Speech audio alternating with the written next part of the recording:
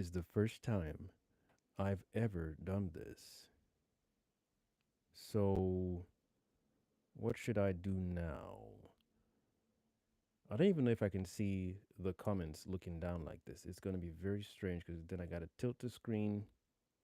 Unless I got to zoom in.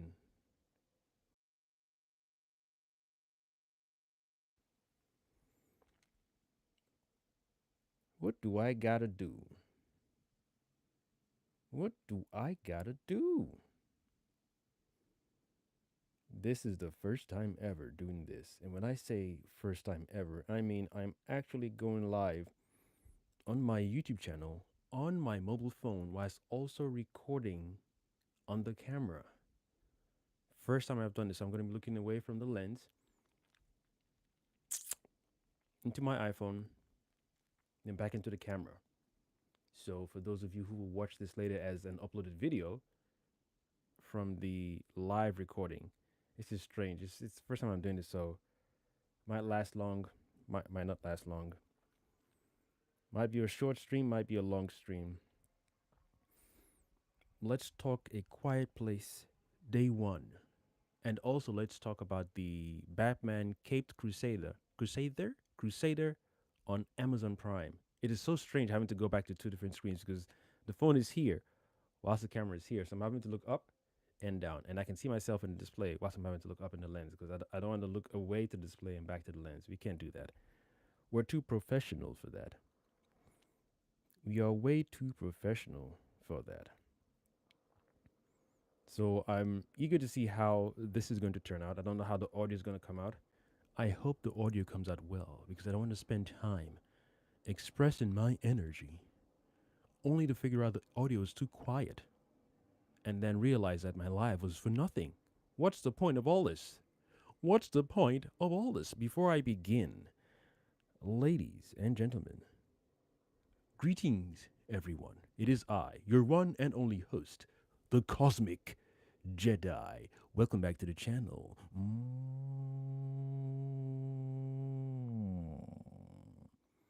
This is what stand up kind of must feel like, right? You're on stage and you're just looking at different people so you don't keep your focus on one person's face for too long because then you just catch eye contact. I'm low key liking this. I won't lie. I'm now looking at the laptop just in case I miss some comments. But this is pretty cool. I'm recording my live with the camera whilst I'm currently live on my phone. I think it's dope. You know, maybe this is not. I mean, not maybe. Many people have done this before, but this is my first time, so I'm finding it very strange, but cool at the same time.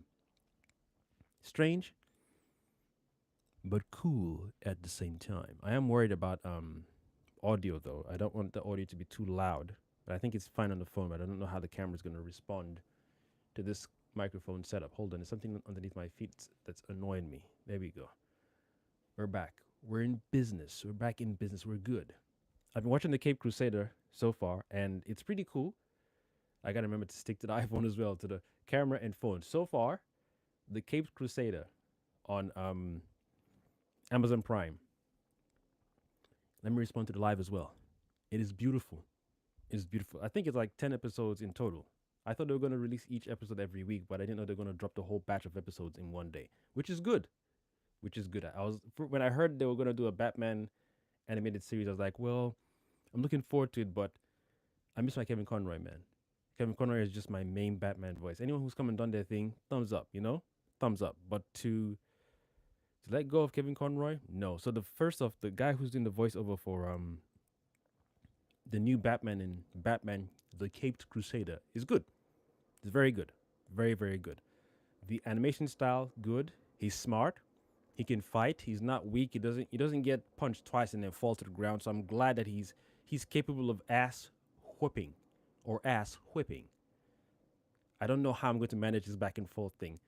It's like I got to give 1 minute to the live and then 1 minute to the camera. But I'm looking forward to watching the playback on the camera and the live to see how I pull it off. Because right now I'm here. I'm present, but I'm aware I'm going back and forth within the live and the camera. It is freaky, but still good. So no comments have come through. Good.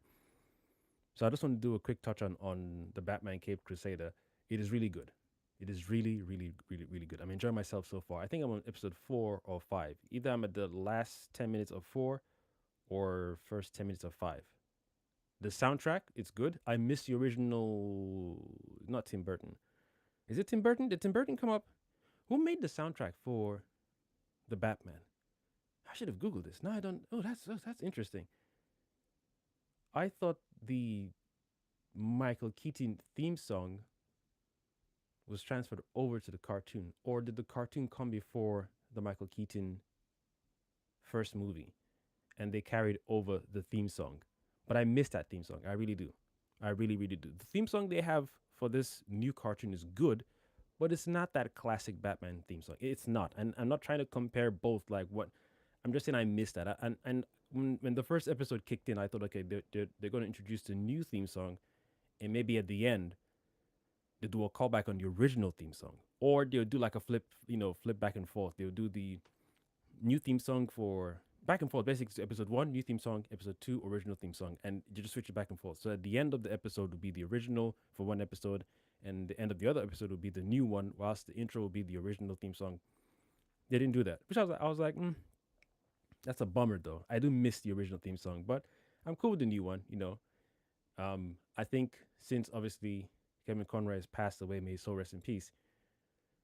I get that you're still going to need to tell more Batman stories, and you're going to be very, very meticulous and careful as to who you cast for the voice acting of Batman. But I still feel it's like, okay, it's not like Kevin Conroy quit.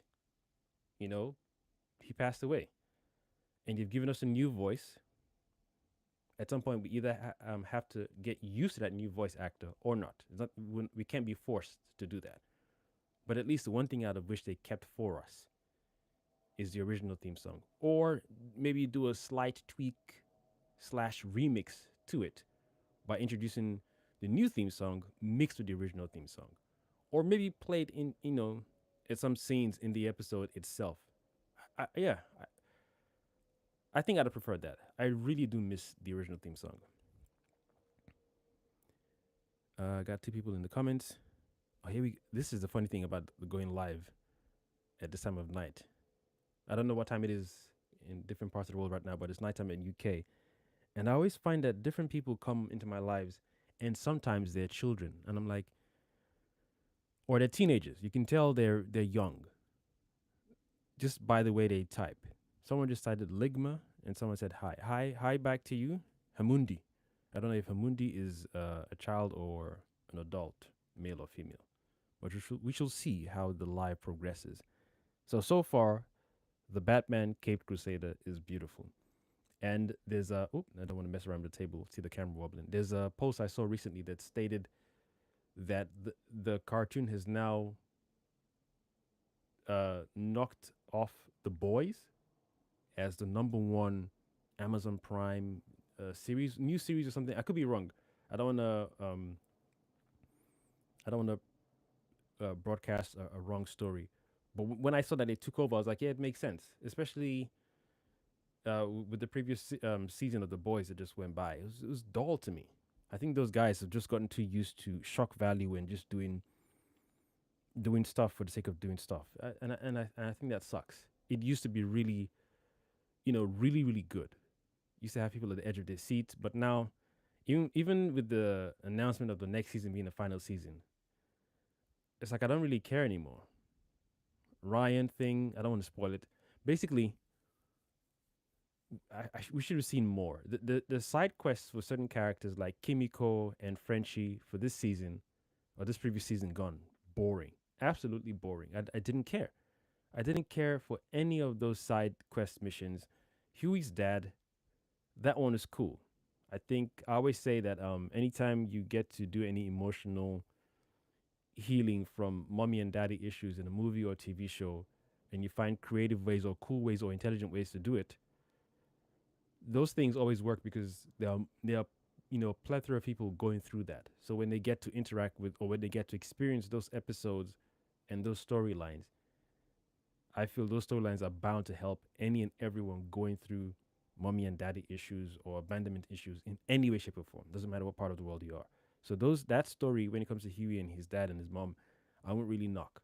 But Frenchie and Kimiko, pointless. The whole back and forth with Butcher, you know, the Mother's Milk saying act right or we kick you out of the team, and them not really caring for him, especially based on the tumor he has and the backlash of taking too much V. That was poor writing to me. Poor writing. So when I heard that Batman took over that position, I'm like, yep, yep, yep. The mystery, the little detective, the little story is going through in each episode. I don't know if there's a main, storyline going through the whole season for the whole first season of Batman Cape Crusader, but I can tell it's like they're rebuilding the world for us, for the newcomers. They're rebuilding the whole setup. Um, they recently, I mean, it's like they're setting up the Rogues Gallery. There was Firefly, or is it Firebug? They introduced Penguin, and um, what's his name? What's Harvey's name again? His full name? Two Face, basically. He's in there as well. The one thing I did note though, or notice, was why they changed the sex of one character, and then I don't like this word race, so I use pigment. They change Commissioner Gordon's pigmentation, and they change the sex of the Penguin. Now, before I even go any further, unless in the comics or somewhere in the comics, there's an Elseworld story where Penguin was actually a lady and not a dude, and Commissioner Gordon was a brown character or Chinese character, another Caucasian male. And I'm fine with that. I'm not here to complain that I wish it just threw me off because the first time I saw the trailer, I was like, oh, they're introducing new brown characters in this retelling of Batman, and that's cool. Especially if you're making new characters for the show, hell yeah, I'm gravy with that. But when I watched the first 2 or 3 episodes, whatever point they introduced Commissioner Gordon and his daughter, I kept on hearing Barbara. I'm like, well, there's no other character called Barbara. Well, there probably are in the Batman grand lore, but when I hear Barbara, word association, I go straight to Oracle, right? I was thinking, is it Oracle or Batgirl? Not even. See, I'm supposed to be a Batman fan. I don't even know. I was like, well, that can't be Commissioner Gordon's daughter because she's brown. Then as she's talking to this brown character, I don't use the word black, by the way. I'm making sure I delete that from my memory bank. So it might throw some of you guys for a loop. Like, why is he saying brown? Why don't you say black or African? Yeah, I mean, some people don't even accept African, so I just say brown. It's easier that way. So sometimes you will hear me jump back and forth between brown, melanated, or African, right? So just bear with me on that one. So when she stood next to, now that I know it's Commissioner Gordon, but then I didn't know, I was like, okay, then this guy must be the mayor or something. Then they call him commissioner. I was like, oh, he must be the commissioner that is in charge now. And if he dies, then the Commissioner Gordon I'm used to from the Batman series, original Batman animated series, is going to come in. Then she calls him Commissioner Gordon. I was like, oh, so you changed the entire pigmentation of. I was like, well, I guess, but you don't want people.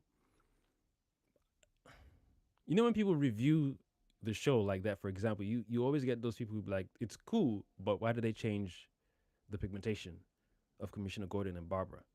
So I was like, why would you guys make that decision knowing you might get backlash from really hardcore Batman fans? So that's what I was saying, unless it's in the comics, in some, in the main Batman lore where Commissioner Gordon was actually brown in a different storytelling. So if that's the case, then I'll just shut up. But I did find it strange. Penguin is a lady, Commissioner Gordon is brown. I was like, I don't know where they're going with this one. But I like how they're introducing the Rogues Gallery. It's funny how they still kept Catwoman. I'm just saying. I'm just saying. You changed one sex, so I was like, okay, cool. I guess you could change another one. Don't make Dr. Freezer late. You know what? Do you? My bad. Let me not talk like I'm trying to control the word. Oh, thank you. Oh, Blade was good. Blade confirms Barbara is Oracle, aka Batgirl. Okay, cool. There we go. My bad. See, you're supposed to be a Batman fan. Every Batman fan would have known that. I think you're a fake Batman fan. Maybe I am. Maybe I've just got bad memory. Who knows? Okay, cool. So we got Blade confirming. Shout out to Blade Zero, by the way.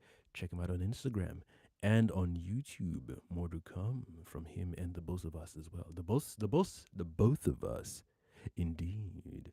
So yeah, the Batman Cape Crusade I'm enjoying so far. I think I'm on episode 5, like I said earlier on. First 10 minutes of episode 5 or last 10 minutes of episode 4. Catwoman's introduction was cool.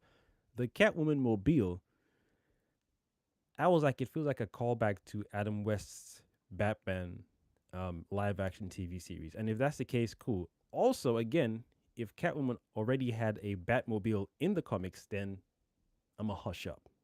I'm a hush the hell up. I'm a hush my lips up.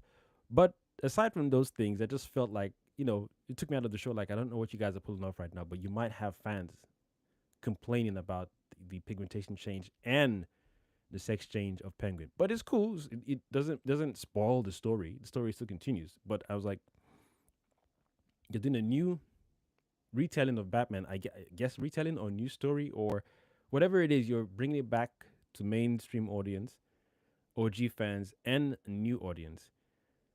I don't know where the decision came to make these interesting changes from the pigmentation to the sex of the penguin, but it's cool so far. I'm enjoying it. So I don't feel there's any I'm not knocking any points off the show, even for the change of the sex of Penguin and the pigmentation of Barbara Gordon and Commissioner Gordon. But I like how they're building up the whole relationship or the eventual relationship between Gordon and Batman. I'm looking forward to that. What else is there? I think that's it for Batman. So far, I'm enjoying it. I don't know how they're going to introduce Joker though. I don't know if this season is going to actually introduce the Joker at all. I don't know. I don't think I actually want to see the Joker yet. I think I want to see what they're doing so far. Firebug, he was good. That episode was, that was when he had the goggles on. I don't want to spoil it for you guys. My bad. There was a few shots, a few scenes when they introduced a Firebug or Firefly character. I was like, yo, ooh, is that how they be thinking? Nah, I don't want dudes like that around me, man. That was good. That was very, very good. I felt like some weird, dark, what do you call this thing? Like the Zodiac killer vibe thing. There was something nice about it.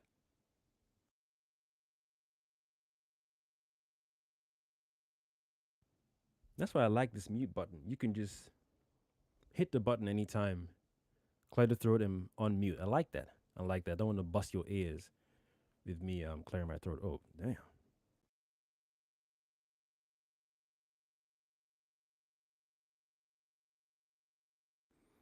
And we're back. So what else? I was going to talk about the Quiet Place Day One. That's boring. I'm done with the Quiet Place movies, and I heard recently that even though they've done this movie with Lupita Nyong'o and I can't remember the actor's name, they're actually working on the third official um, sequel to the second one, and it follows the original family that John Krasinski's family from the first one, second one. It follows their family in the third one. I don't even know if I want to see that, to be honest. I don't care anymore because one thing I don't like or I didn't like about the introduction or the um what am I looking for? The autonomy or anatomy, the anatomy of the aliens. It they don't make sense. I feel out of all the alien characters we've come across, from the xenomorphs to Predator to the aliens in Tomorrow War. Oh, by the way, I'm looking forward to doing a live soon about like aliens and monsters, or aliens and monsters, and which world do you feel you can survive or you are capable of surviving in, given the right amount of weaponry and tools, and not like you're gonna get a nuclear. No, I'm talking about good enough armor, good enough machine gun, or I don't want to say laser gun, not too much future tech, but basically, if you were stuck in the Tomorrow War world, do you feel you can survive compared to the xenomorph world or the predator world or the aliens in Live Die Repeat, or what's it called again? Oh, I can't remember the name. It had two titles. Damn it, it had two titles. Anyway, scratch that. We'll come back to that later. The aliens in A Quiet Place. After the first one was done, there were a few things. Even when my brother and I were watching the first time, we were asking questions, but we feel it worked because it's like we're just when you watch a movie and you just say we let that one slide, let that one slide. So far, it's good. The story was good for following the family, the tension, the staying quiet thing, the stepping on the nail, and then um, giving birth to a baby. And even my brother and I had jokes saying, I don't care how much I love someone I'm with. If it's like the apocalypse or we're in that world where any noise can mess you up, I, I don't know. I mean, we don't even know. I can't remember when the aliens came into the atmosphere or invaded Earth. So maybe they had already had sexual intercourse, adult intercourse, adult communion before the aliens came through. Then that would make sense. Maybe that's my bad because I forgot the whole story for the first one. So maybe Emily Blunt's character was already pregnant. My bad, my bad.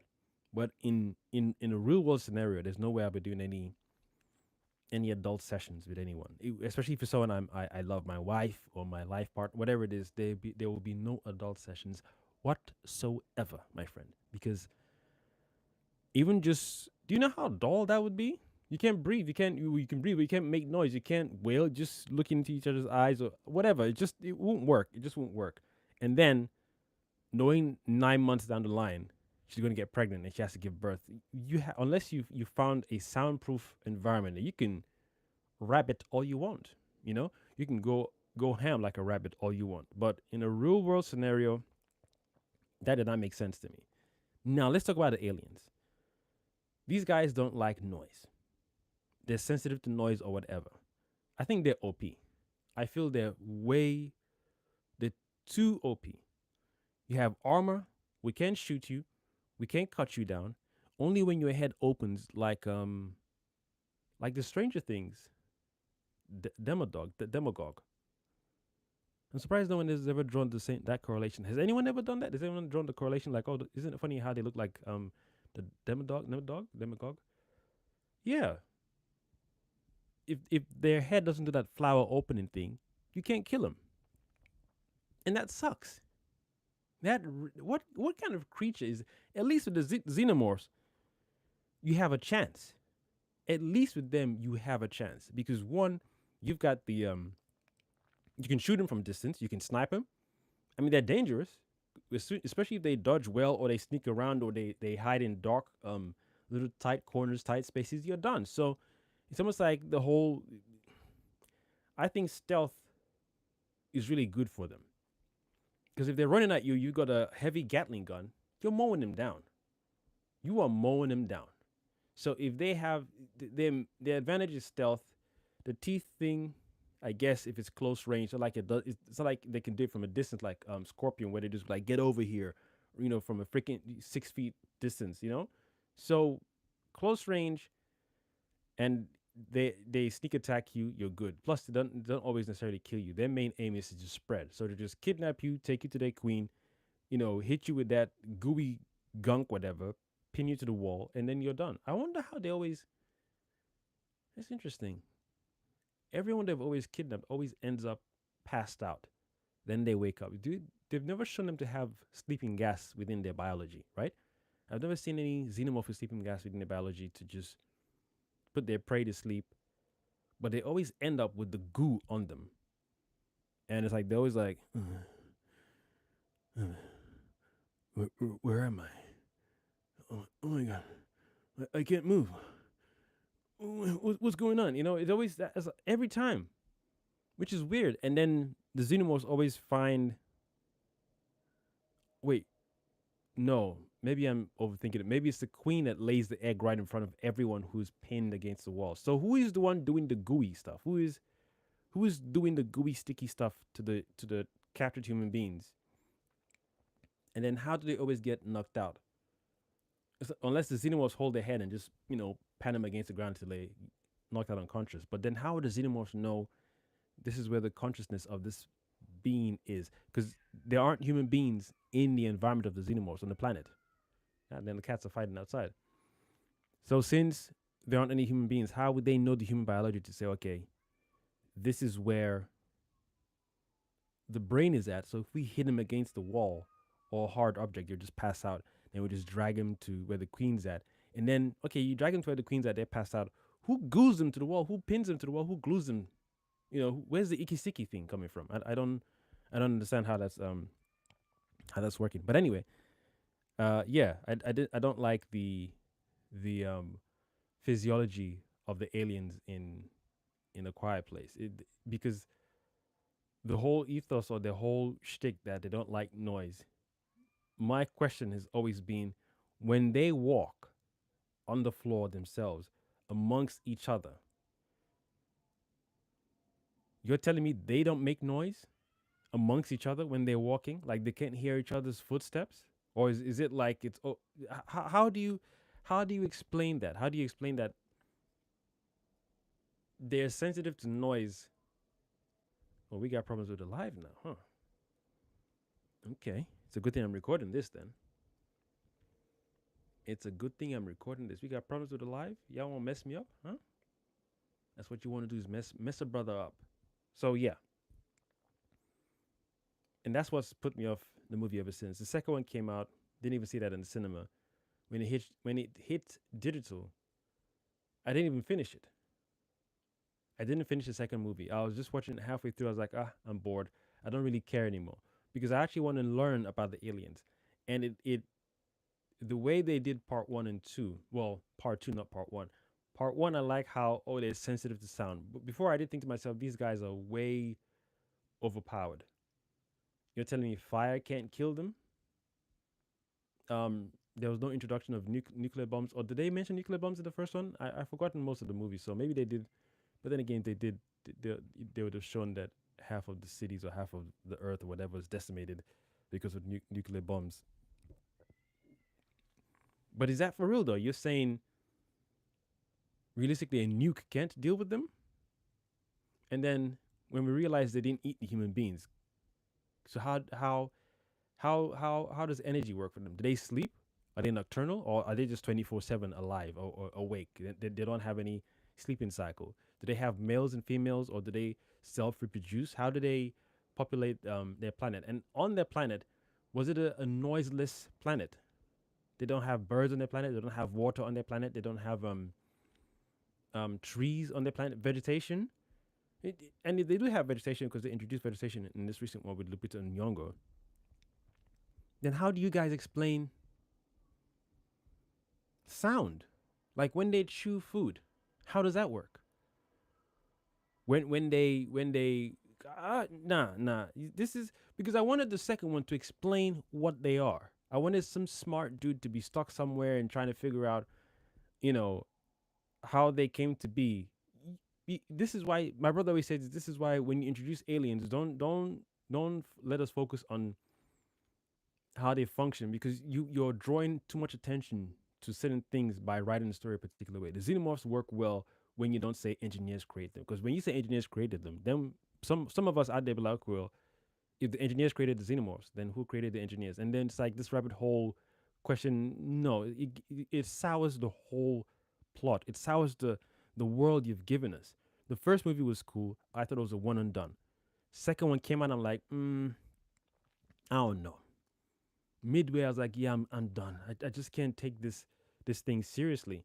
And it's like these guys are just all over the place. My brother does a great explanation for this thing. The first scene, spoilers by the way, spoilers for the first Quiet Place movie in 3, 2, 1. You have been warned. Let's proceed, shall we? When the boy who got killed at the beginning, their son, when the sister gave him the shuttle but put the battery back in or whatever. No, the sister didn't put the battery back in. She took it out and he put the battery. Either way, my brother asked a very good question. So what was the alien doing in the environment? Just sitting down. Just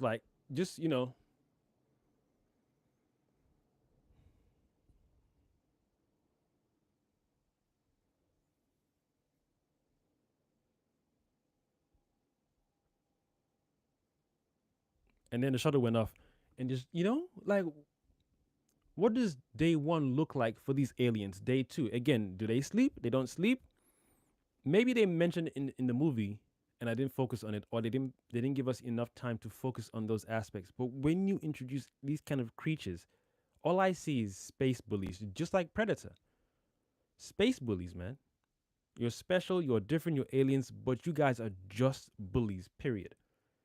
Period. You mean you get to wear camouflage, you got laser weapons, you got flying blades that can just shoot at somebody, you can catch it, you got homing missiles, then you got a nuke in your arm and your suit where you just command yourself when you know you're about to die, you self-destruct. It's too much. It's too much. I think in an Elseworld story, Predator should go and fight someone like Doomsday from the DC universe. That's what I call a challenge. Don't come to no human beings who don't even know how to aim a gun properly. Some people be holding guns like this and like that. Nah, that's bully. You're hunting chickens and you're saying you're a pro hunter species in the galaxy. You're hunting chickens. That's what you're doing. Is you're hunting chickens, and that's not pro. That's some weak stuff. I'm supposed to sit down here and say Predator. Nah, I couldn't care less.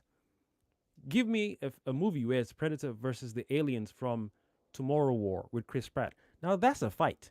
Cause them boys is dangerous. That's why I was like, if I was to rank aliens, xenomorph, they're okay. You can take care of them from a distance with a sniper rifle. You know, you can throw acid on them. Are they immune to acid? Because they already got acid. Those guys are dangerous up close and personal. You give me a distance between yourself and a xenomorph, you're handling business. A very, very good gun, good rifle, grenades. What are we talking about? Fighter jets. Come on, easy things out here. That's an easy fight. But you put me in front of a predator, take off all your armor, and give me a good solid weapon or axe or blade or katana. Neck and neck. Plus, give me your armor because your density. You're thick. You're built. You're built for this. Look at the predator's body. Them boys is thick. So, But when you put me in a world like Tomorrow War, ooh, oh, hey. I think I might just self-terminate with that one. Them boys is, like I said, xenomorphs, they're scary. Even right at the stage of the, because I'm holding the mic, that thing where they wrap on your face and then inject, those guys are still freaky, especially with the new Alien Romulus movie coming out. Hold on, let me read Blade's comment. You got a comment. Hold on. Yeah, there are different types of xenos. Maybe it's different types of job to secure the bodies. Ah, nice one, Blade. Perfect. Beautiful.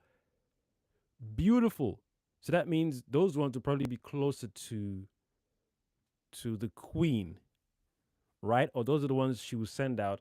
Acquire the bodies, don't kill them because we need them as hosts to, have more babies.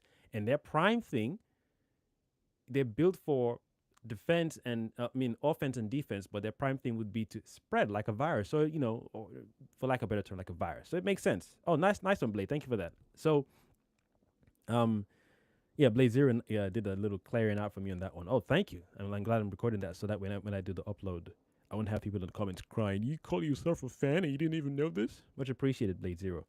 That makes sense. So different types of xenomorphs are the ones who do the sticky icky. So then, with that being said, I then imagine there will be different kind of xenomorphs where you're like, okay, I can handle you from a distance, but even you from a distance, maybe that one is faster. So you got your gun and stuff, but that one will be able to know that you're shooting in a linear stream.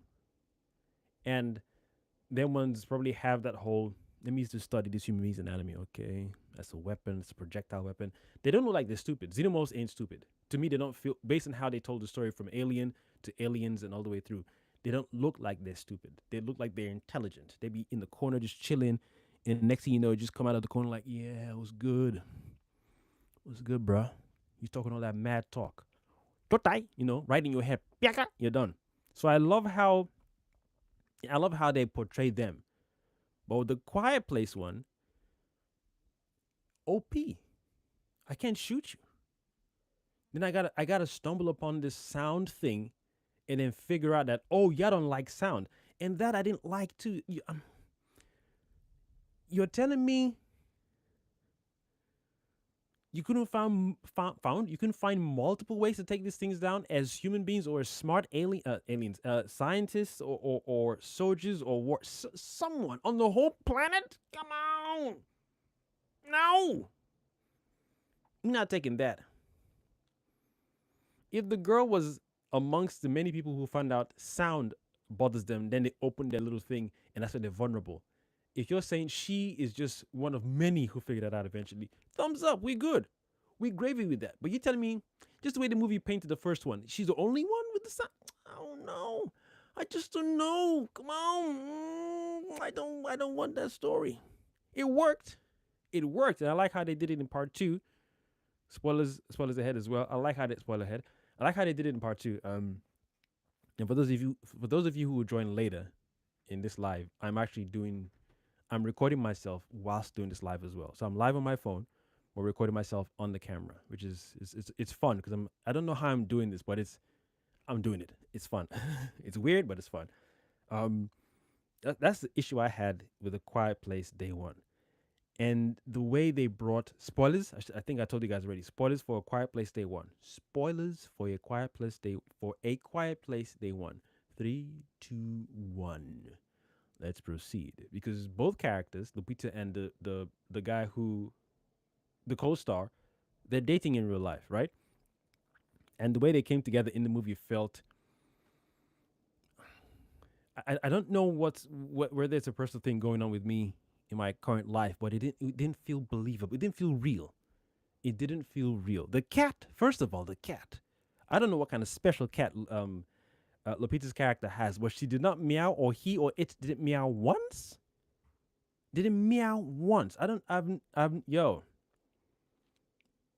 I don't own a cat, but earlier on, you guys heard. I don't know if you heard, if the mic picked it up. There were some cats fighting outside earlier on, and these guys are regular. Almost every night, they're wailing. Sometimes in the daytime. That's just regular cats. I don't know if that cat was trained. There was no voiceover saying I trained this cat, whatever. Or it's a service cat, so maybe they trained differently, just like a service dog. Maybe. And there was no dialogue saying they took out the voice box, and I don't know. But the cat didn't meow once. Come on, son. Come on. Yeah, I'll stop it, man. It's too much. It's too much.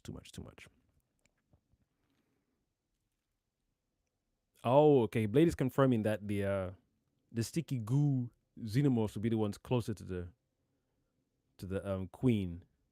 So they pin them against the wall. Then, they can place the eggs right in front of him, and they jump on the face. Effective, very efficient, because that shows intelligence. Shows there's a collective working together for this thing. That's why in Aliens, the second one, when it's like the queen, they were about to attack, but they were pulling back, and it was like, why are they pulling back? That I was like, when you're getting surrounded by a number of creatures you're not even sure you can handle because of bullets. I like the introduction of we have less bullets as well. It keeps that tension going. Smart storytelling, because like I said, real world scenario. Let's say you're in an army base. Oh, what? You're in an army base. You're handling business. You're in a jeep. You're in a tanker. You're handling business. You be murking them dudes. You just be one arm whilst there's a fine ass lady feeding you sandwich on your. Oh, that almost sounded like it was a sexist thing. I didn't. That was not my intention. Or feeding you, or whatever she's feeding you, or I don't know. She's reloading your gun for you, or you're both spraying the xenomorphs. Dude, if you have some great weapons on you, you will handle the xenomorphs. They're like at a distance. In my current ranking, until I officially do this live, I'm talking about this monster live. I'm talking about. I feel they're at the bottom. I feel Tomorrow War, Aliens, and Live Die Repeat.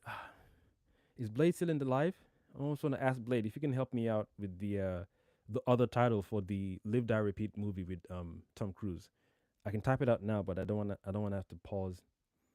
Yeah, if you're still in the live, Blade, help me out with the title, please. Because the movie had two different titles. The Live Die Repeat Tom Cruise movie with Emily Blunt. It had two titles, one from the book, I think, and then one from the movie. I don't know why they had two titles, but yeah. Because some people know the movie by one title and the other vice versa. Some people know the movie by the book title. Some people know the movie by the movie title. I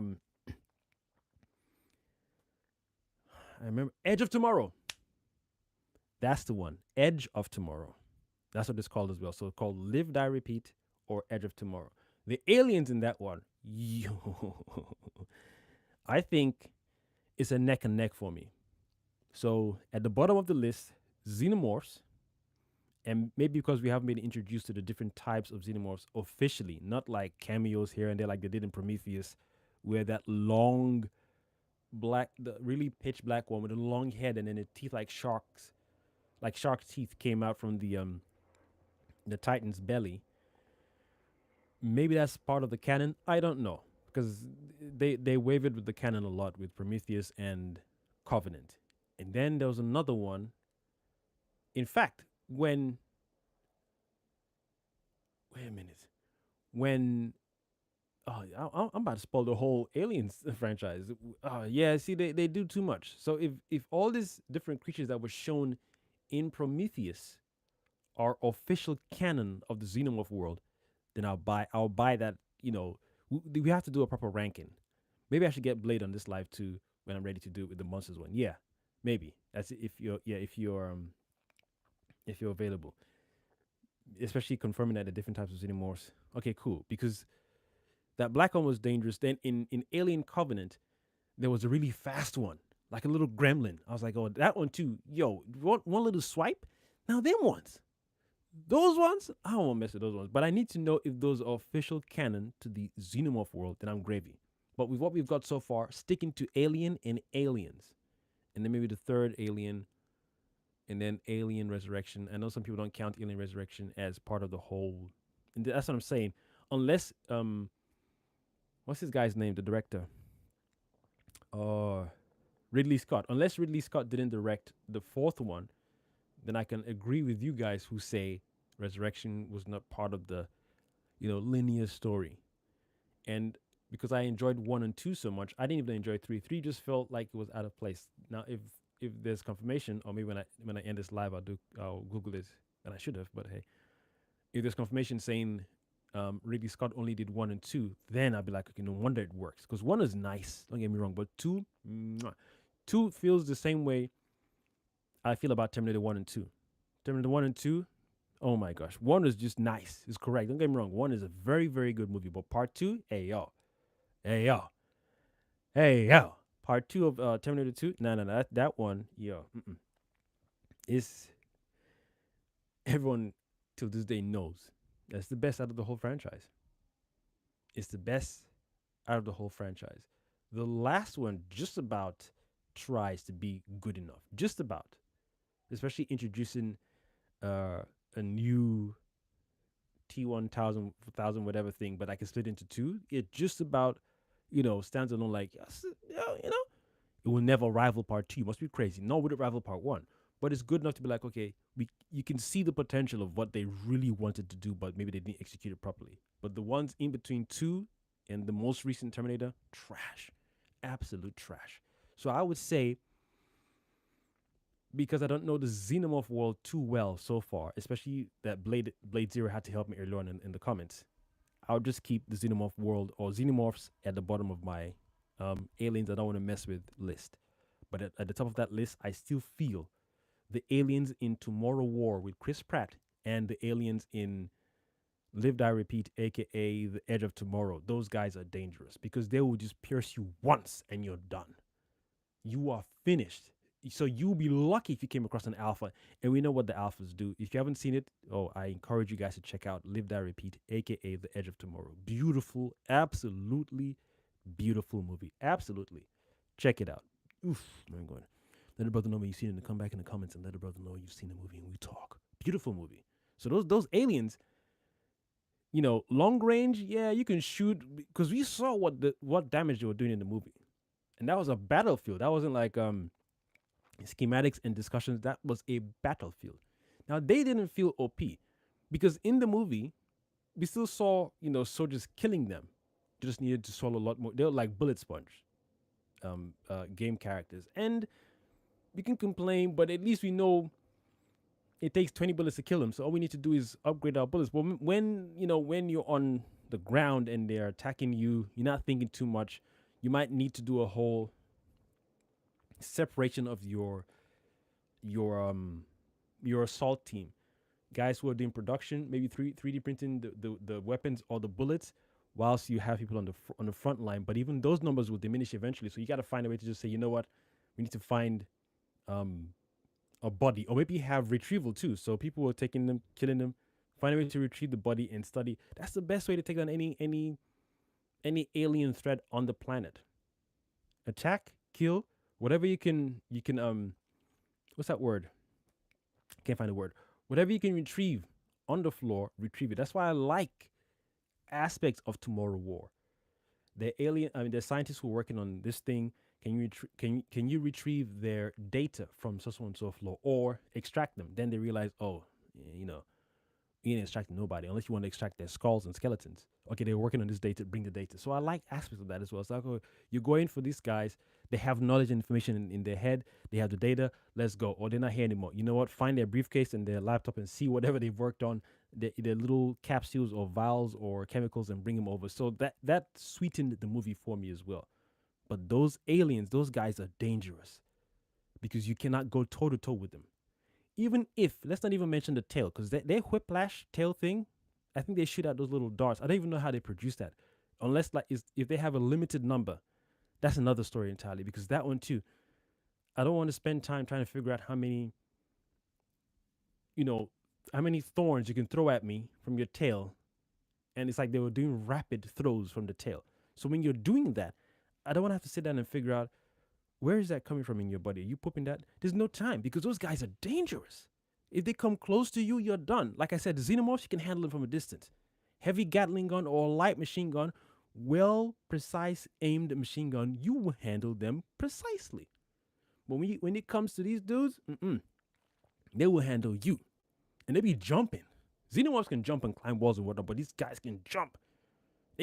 Like one of them was etched into the wall with two legs, whilst the other arm was, Hey, that's what made that movie, the Tomorrow War movie, was the aliens. The way they were fighting that movie, that looked like we're not here to figure out if you're stronger than us or not. We're here to end you. We are here to end you. I was like, okay, I'm on board with this movie. Few corny things, few bad dialogue, shaky story here and there, but it still works.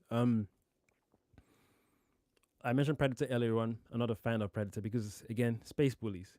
All your high-tech laser weapons, self-guided missiles, and you're invisible.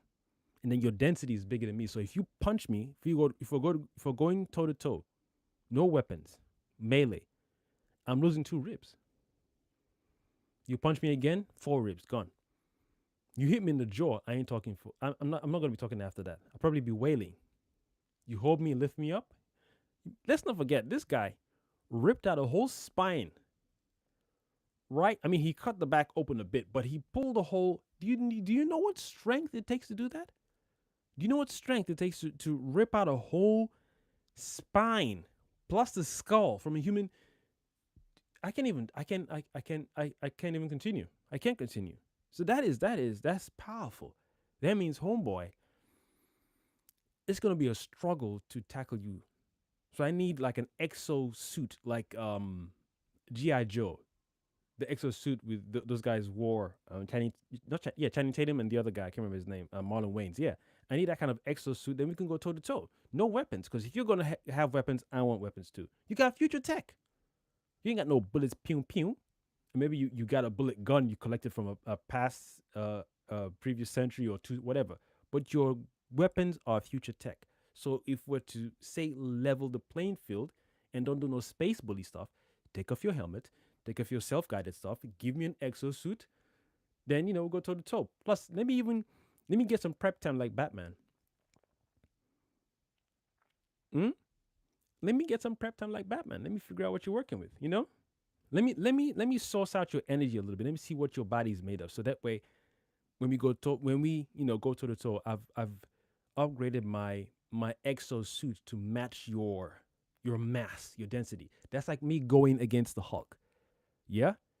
You should do when you shoot a bean, any bean that you shoot and bullets do not penetrate, that means the density, the thickness of his skin is so strong. If a bullet flying at a particular speed cannot penetrate and bounces off, what do you think this is going to do to the body? Nothing. I'll be harming myself. I will be causing damage to myself. So when someone can use his own hand, pin you down, rip your spine out of your body, that means his density and his force is greater than mine. So hence, one punch might even take 3 ribs instantly. One punch alone would deal me 3 ribs. Done. No comebacks for no ribs. Then maybe the breaking of those ribs might puncture one organ. Nah. So no. I don't want to add. I think give me 11 play field, or let me know the predator is around. No camouflaging. Then I get me a real gun. Not a real gun, a rail gun. And I'm, because them boys, like if they come close to you, you are finished. So you need to end them quick, real quick. But I'm still putting Tomorrow War Aliens here because those guys are ferocious. They are vicious. They are vicious. We didn't get enough of them. We didn't get more. I wanted to see more. You know, it looks like they eat the human beings. Do they eat? Or they like the Quiet Place aliens? They don't eat them, do they? Now I want to go watch it again. I've actually watched it twice. Although the story was poor, but I watched it twice. That's how good it was for me. I was like, I can still recognize poor storytelling when there's elements of this movie where if they'd tweaked it here, fixed it there, it would have been a beautiful movie. It would have had people having conversations like I am right now. So who do you think is the better alien? Xenomorphs or Tomorrow War Aliens? Let's debate. Because nah. I think if you put me in a Xenomorph world, substantial ammo, I can deal. Whereas Tomorrow War Aliens, we saw when those guys ran in a pack, and one of them alone dented and tilted an army vehicle or RV car to the side with one dent, one knock. Then we saw another one where they were trying to capture their queen or whatever. We saw one knock a fully, not fully, but let's say 80% well covered vehicle, tipped it to the side, but with 2 bumps, like boom, one, the thing tilted in this line. You went like, it's like, oh, you okay, one more time, bang, bang, and the thing just went sideways. I'm like, yeah, I did that to a, that is like, it's covered all over. How did y'all? And then you think we're gonna survive this? No wonder you motherfuckers came from the future to the past. This is what? Talk about Tomorrow War. Nah. That's Endgame.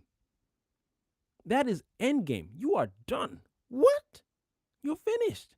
What you gonna survive? Where? Again, Xenomorphs you can manage.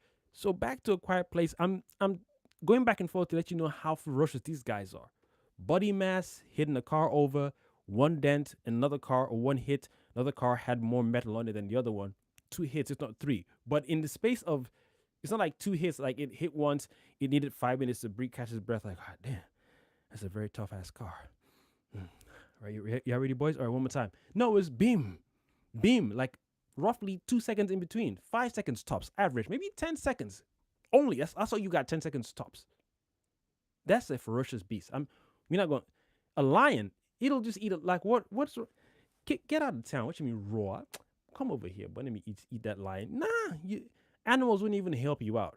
Alligators, you whip slash you like, what you mean alligators turn your ass to a leather jacket right now? Nah. No. So, got my camera shaking all over the place. We're not dealing with those boys. So back to The Quiet Place. My brother and I was saying, what kind of aliens are these? That noise irritates them. And they kill what's making noise or who's making noise. Alarm bell, destroy it. Car alarm, destroy the car. So wherever the source of the sound is coming from, they'll react to it.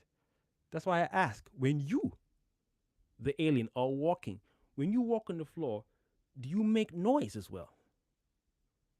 Because we have to figure out how their anatomy works. Is it like I'm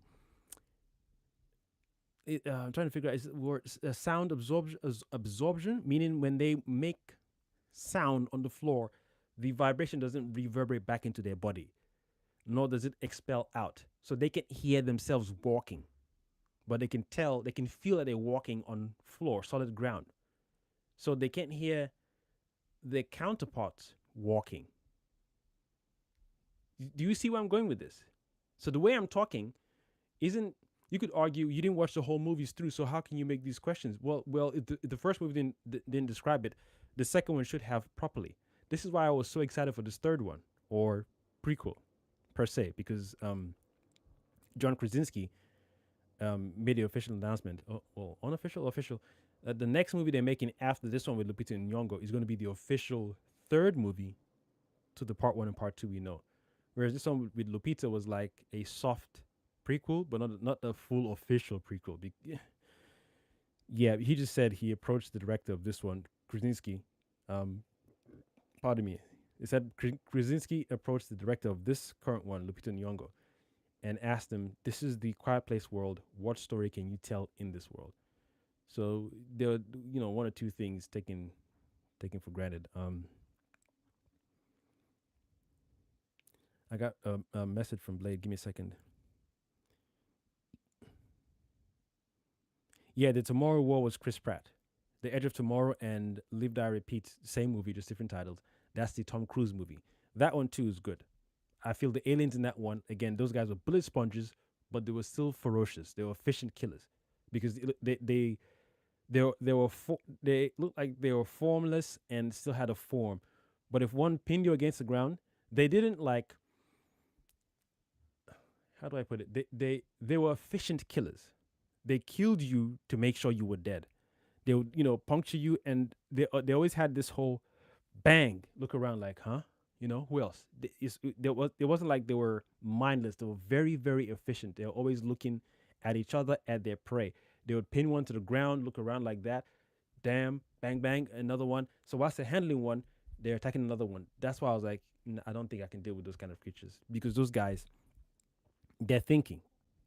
They are thinking and they're self-aware of their environment, each other, and other creatures. So nah, those guys look like they can handle animals. They would just take care of alligators, lions, zebras, whatever ferocious animal you think. Oh, if we just let them, if we box them into a zoo area or animal infested area, that'll give us enough time. Yeah, it will, but you still get your ass handed to you. So the Live Die Repeat, aka Edge of Tomorrow aliens, efficient killers. But I still think and feel the Tomorrow War aliens, starring Chris Pratt, um, they're more ferocious. It'll give me a run for my money for sure. So I rank them, and then the Tomorrow War. Tomorrow War aliens, and then the Edge of Tomorrow, aka Live Die Repeat aliens. Now, I wanted to put a Quiet Place aliens on the list, but OP man, your whole body's armor. We can't shoot you. We definitely can't cut you with no katana or machete or no meat cleaver or whatever it's called. So again, based on how the first movie showed us their weak spot is when their whole head opens like Stranger Things Demodog or Demogorgon. When the head opens and that's the vulnerable spot. My next question is, it looks like they're the predator on their planet because we know their planet explodes and that's how they end up on our planet, right? They are the pieces of their planet. How do they explain it again? They crash onto our planet because the cosmos and then how atmosphere works and the gravitational pull, whatever happened, the debris of their planet with them attached to pieces of the debris of their planet, that's how they ended up on our planet. And some vegetation followed through as well. And in Quiet Place, day one, there was a scene where they showed vegetation from their planet. That spoiled it furthermore for me because my brain was thinking, so now you're going to try and convince us, the viewers, that alien food can grow on Earth. The only way you can pull that off is if you say the Earth, when you find different meteors and meteorites and different pieces of the Earth, just like you did with Krypton for Superman, is if you find it or when you find it, not if, when, because you got to make it make sense. When you find it, you then say it has similar traits to Earth. The chemical table is more than ours or less than ours. They have atmosphere and they have water in some way, shape, or form. Because if you say no water, then you have to convince me how vegetation is growing on their planet without water in the soil. But you still have to convince me on top of that that on their planet it is only them and the vegetation. If you say there are other creatures, we have to agree that those other creatures are like them. In the grand scheme of things, if you're creating a world where aliens and different creatures exist and cohabitate, my next question is what kind of intelligent being, aka God, creates those kind of creatures on their planet and they're the only ones sensitive to sound? Look at the size of those guys. Those guys don't look like prey. They look like the predator of their planet. So let's remove other creatures because that means other creatures are similar to them in the same aspect that they don't like noise. If you say you have atmosphere on their planet, maybe it's dense atmosphere because if you say atmosphere and vegetation, we got to agree there's no trees. I say this to say if you say there's trees and the wind blows and you hear the do they react to those as well? Do they cut trees down because the trees are making noise? So if you say the vegetation on their planet grows from the ground up, I can buy that. I can buy that. But if you're saying vegetation on the planet grows from trees like coconuts and drops, how do they react to those sounds on their planet? This is what spoils the movie going experience for A Quiet Place because you've created these creatures, but immediately you say they're OP because they have armor on. They can't swim because they can't. That's cool. In every world where you have predators and prey, you have to balance. There's a cosmic balance within those systems. Meaning, when you think, oh, if these animals took over, there's always something to reset the whole system. Or if these animals went wild, this is poisonous. Eventually, just like the spores in The Last of Us, there's always a cosmic way to reset the whole thing. You can hear cats making noise out now, right now, and you're trying to convince me in this Quiet Place 1 movie, there were no cats, or the cat didn't meow. Stop it.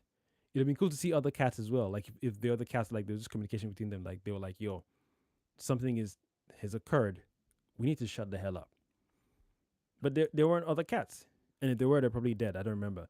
But again, there was that scene where, oh, you can't have this cat inside here. It's a service cat. And there was one other cat with a guy who was saying you can't have cats in here. And I was like, but you're the store owner, so you saying that because you have a cat? It was just, whatever.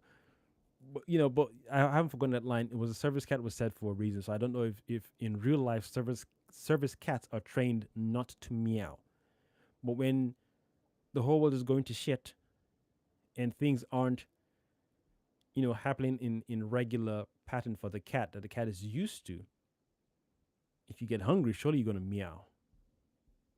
Or if you found other cats, surely you're going to meow. So I don't know. Those are just a few things that took me out of the movie. I was like, I didn't finish the second one, but let me see if this third one, aka prequel, will shed more light on the aliens, like the asteroid or the pieces of their planet. Take those chunks into a science lab, break it down. Let's discuss and see what we can do to ridding our planets of these guys. There was one scene where they were actually perched on the building that my brother saw as well. He said, if you look at it, it takes you out from the movie. They were waiting for the people because they were trying to go to the pickup destination where this helicopter was announcing, and they were waiting like to ambush them. I was like, that's a good point because I thought these guys couldn't see. And when you say they were waiting to ambush them, it spoiled the experience because that means, again, it's that bully thing. It's almost like you were like, hey guys, hold on. Look, they're walking. Shh. Wait a minute. 3, 2, 1. Jump. It spoils the whole thing. It spoils, and then when the noise is quiet, do you sleep? Or you just walk around? That's what I'm saying. When you walk, you don't make noise. When your other aliens who are similar to you, when they walk, you need to explain the anatomy. And you're not going to make us go through 5 movies before you get there. Yo, only true fans who love this franchise will stick around. I'd have left. I will not be. You must be crazy. 5 movies? They should have had a way to explain this whole thing in the second movie to keep viewers like myself on board. Because the first one's like, this is good. Still got questions, but it's good. You don't eat the human beings, so how do you guys eat? You can't tell me that some intelligent being, aka God, made these creatures and they're self-sustainable. They don't eat water. They don't eat food. What kind of creation is that? Now I got questions. Further questions. What happened to their planet? It just blew up. How? What would they do? How could their planet just have blown up? If you said a sun nuked their planet, that makes sense. I can dig that. The sun went through a supernova thing. The planet just got blown up, and then the pieces landed on our planet. That makes sense. But prior to that, nah. We just need explanations, and especially if you've introduced too many elements, the xenomorph works perfectly well because you can argue that you will never have a problem with the xenomorphs if you take time to study their growth stage. If you know that they emerge from the egg after lashing onto your face and impregnating you, you're good. You have no qualms whatsoever. You have no problem. You are gravy. You can lock those eggs in the fridge. You can burn it. That is their most vulnerable state. That is when they are least, in fact, not even least, they are no threat to you whatsoever. But if you're a douchebag and you place your face over a thing you've never seen in your life, what is that? That looks strange, buddy. Oh, look, it's opening up. I've never seen anything like that before in my life. It's so huge. There's something inside it. Then you need to get your ass handed to you. And because of your stupidity, now we got these things running around the whole universe. So xenomorphs I can just about take. I don't need to know who made them. Engineers, scientists, doctors. I know what they call engineers. I'm just a whole riff on it. I don't care. I don't want to know. What I like is, we're on a space mission and there's a pinging from a survivor vessel. It's giving out a distress call. We know we're going there, but the pinging's coming from here. Then we can vote between each other, and it's human. But what if the people who are dying, and then one or two voices will be like, well, that signal looks like it's been pinging for 6 months, and we know no one survives out here without food and ration after 6 months. In fact, our ration is supposed to keep us for like 5 months. So roughly it's been 9 months because we can trace the origin of when the signal was pinging. It's been 9 months and then some. So it's gone past the calculated average of survival with the rations we all each will get selected. And then we have to do another mathematical equation saying, okay, these spaceships then used to always carry 4 people. Now they've built them. Wayland Corporation has built them more. What word am I looking for? They've expanded them, so now instead of 4, you can carry 8 people, which is cool. So the ration has changed, but it's 9 months. So they're probably gone. 9 months, they ain't here no more. That's 9 months. They're finished. So we need to keep our starboard straightforward. I don't want to deviate there. So it's 8 of us, and 4, 3 people are like, let's go check it out. 5 are like, nah, check what out? This ain't Earth. We're just jump in a Hierarchy Z2000 or a Jeep or something, or get on a motorcycle or a bicycle. We're heading there. That's our destination, straightforward. You want us to veer off to the right? Y'all don't smoke some weed? What's wrong with you? So then you have the bickering. Then it's like, okay, you know what? One of the people who says we should go there happens to be the captain of the ship. So we do a voting, but my final say, vote, yeah, no, okay. I say we go because I'm the captain. Done.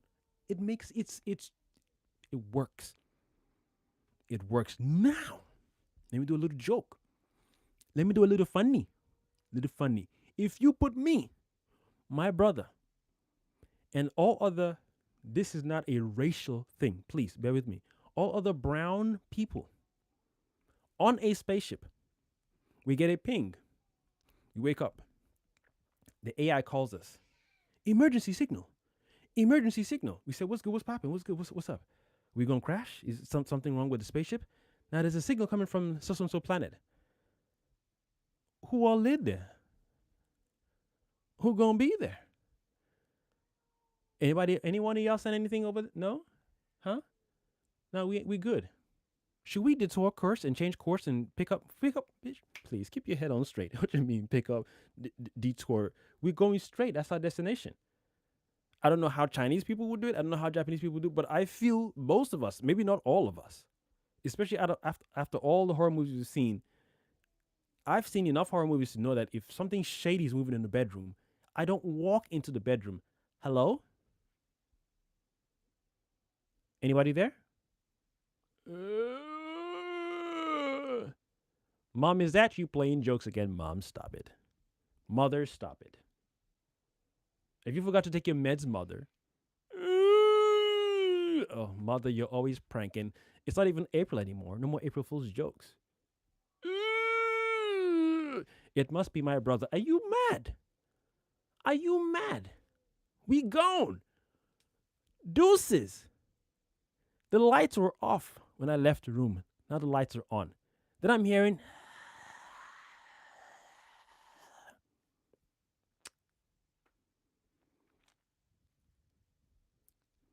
I'd be like, Hunger Games. We gone. What? Stop it. Stop it. Nah. Maybe Puerto Ricans do it differently. Maybe Latino do it differently. Dominicans do it differently. But because we've seen a lot of horror movies featuring a lot of Caucasians, they tend to do the typical hearing noise. What's in there? Their first thing always, hello?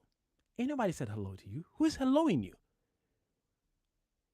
Who is helloing you? Je m'appelle Timmy. Anybody in here? Hello? Hello? What if the creature is hiding and the more noise you're making is like, please go away. The more hellos, you're like, oh, shut your, bah! You're dead. Most of us, go to the cinema when the horror movie's out. Watch how the brothers and sisters react. There's always going to be one in the crowd. Don't go in there. Ah, what a fool. Why do these white folk? There's always a group of us doing that. So you catch me in a world like that, where there's a number of us on the spaceship, and they heard a ping. My question would be, where are we going first? On the mission statement of this spaceship, where is it heading? Straight forward, north.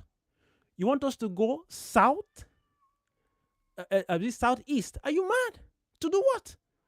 And then the AI, who is sharper than us, smarter than us, who is navigating this spaceship, says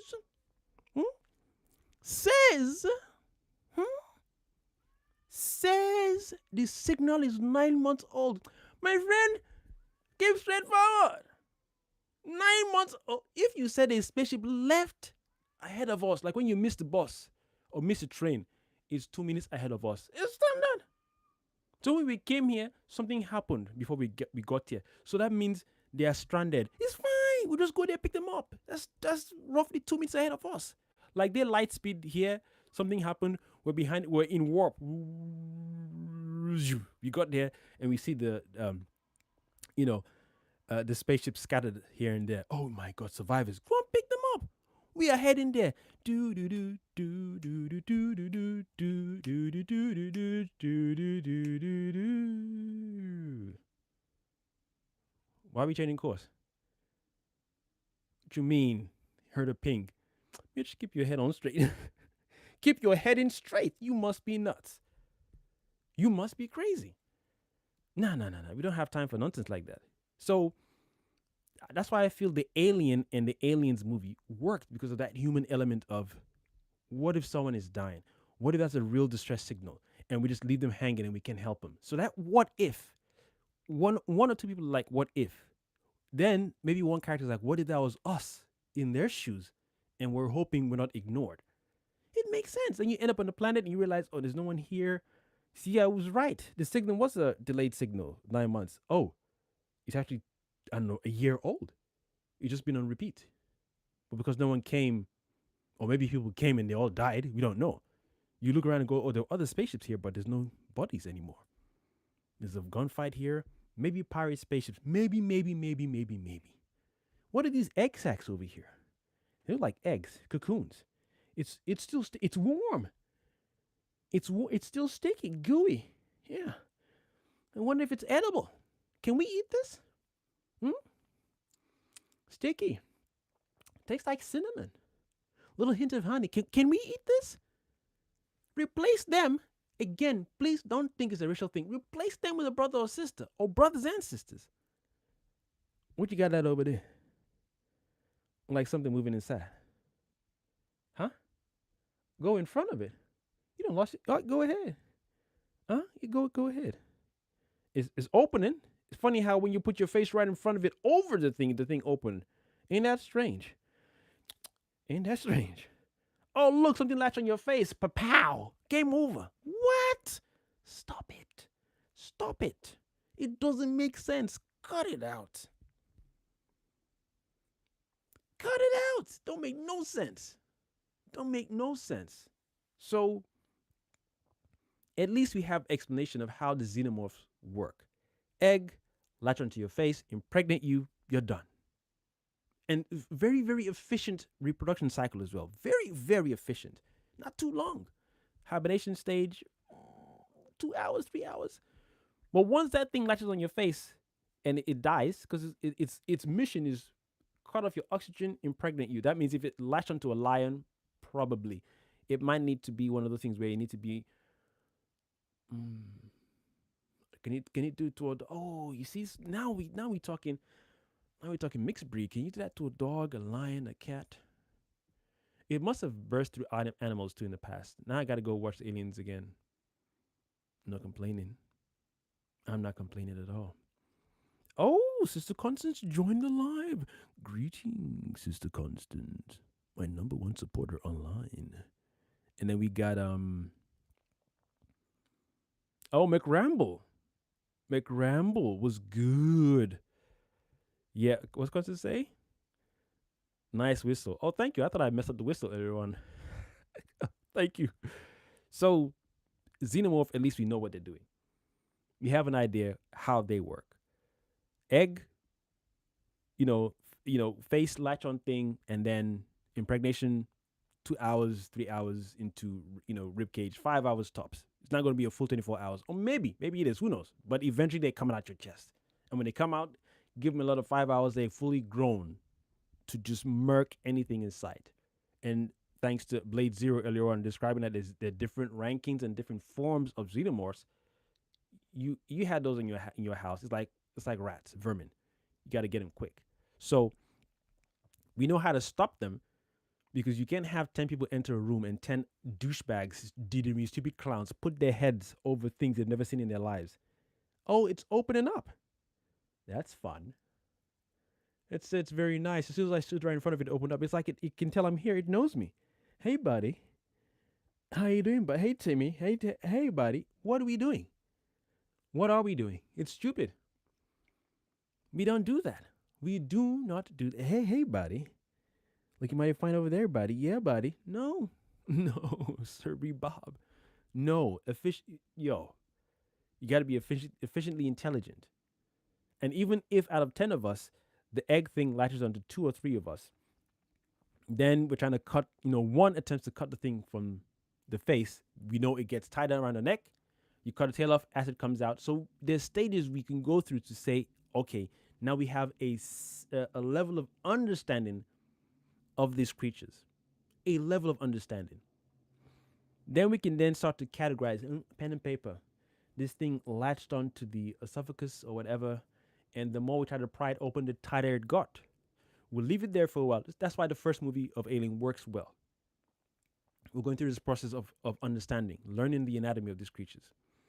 You say, okay, when we cut it open, the acid dripped, and acid was so powerful, it was going through every floor or most floors of the deck of the spaceship. Again, a bunch of things happen, and here we are. We got to just deal with it. But you put me and a couple of us brothers and sisters on a spaceship because we've seen those movies. And even if we haven't seen those movies, bruh, we don't operate like that. We do not. We say there's a distress call. It's 9 months old. We know the ships are designed for 6 months ration. It's not, so we have to agree they're dead. And if what if they're not dead? In the name of the Father, or we call upon our orishas, deities, whatever spiritual connection you have. Allahu Akbar. Do it. Pray. Keep your head in straight to the destination we are signed for when we enter this vessel. We're headed somewhere when we enter this vessel. We are staying on this. There's no what if. What if it was your mother in that ship? May her soul rest in peace.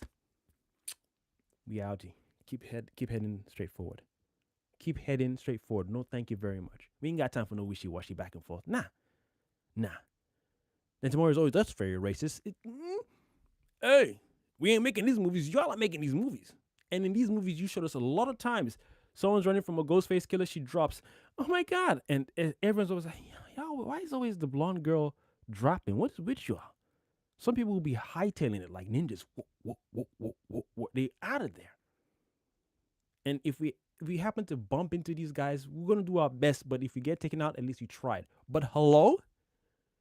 I know it's dark in here. Who's here? I can hear weird noises.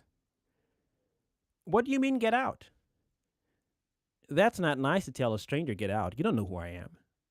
I mean, maybe I have a surprise for you, a hug. Are you kidding me? It said get out. Or, it's probably Timmy, my brother. He's always pranking me.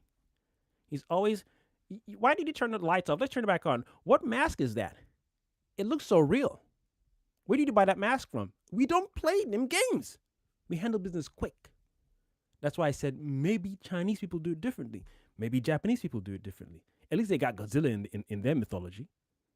When it's too much, Gaiaka. He's out like, oh boy, fire breath done.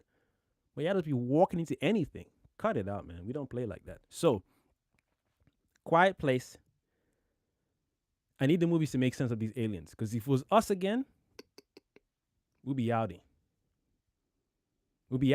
I need it to make sense. I know how the xenomorphs work. I know the stages they go through before they become real dangerous and we can't stop them. And I know the last place to go to so that way we can put a stop to them permanently is the Queen. And not just because the movies give us these stages. You have to figure out. You kill 5, 10 more show up. Yo.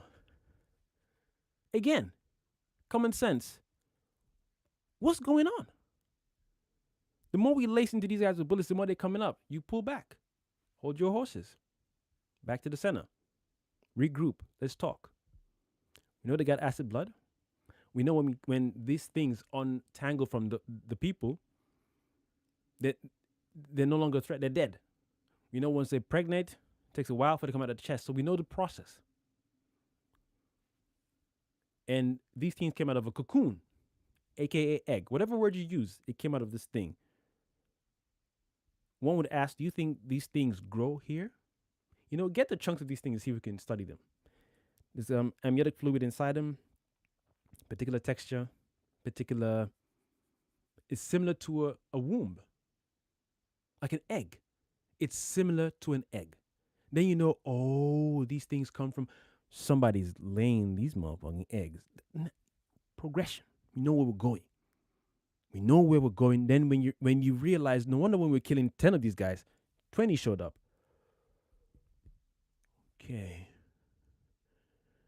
Alrighty. Okay, wait a minute. Let me do my math, goddammit. You're fast. Just let me do my thing. Shit. What if we kill the Queen?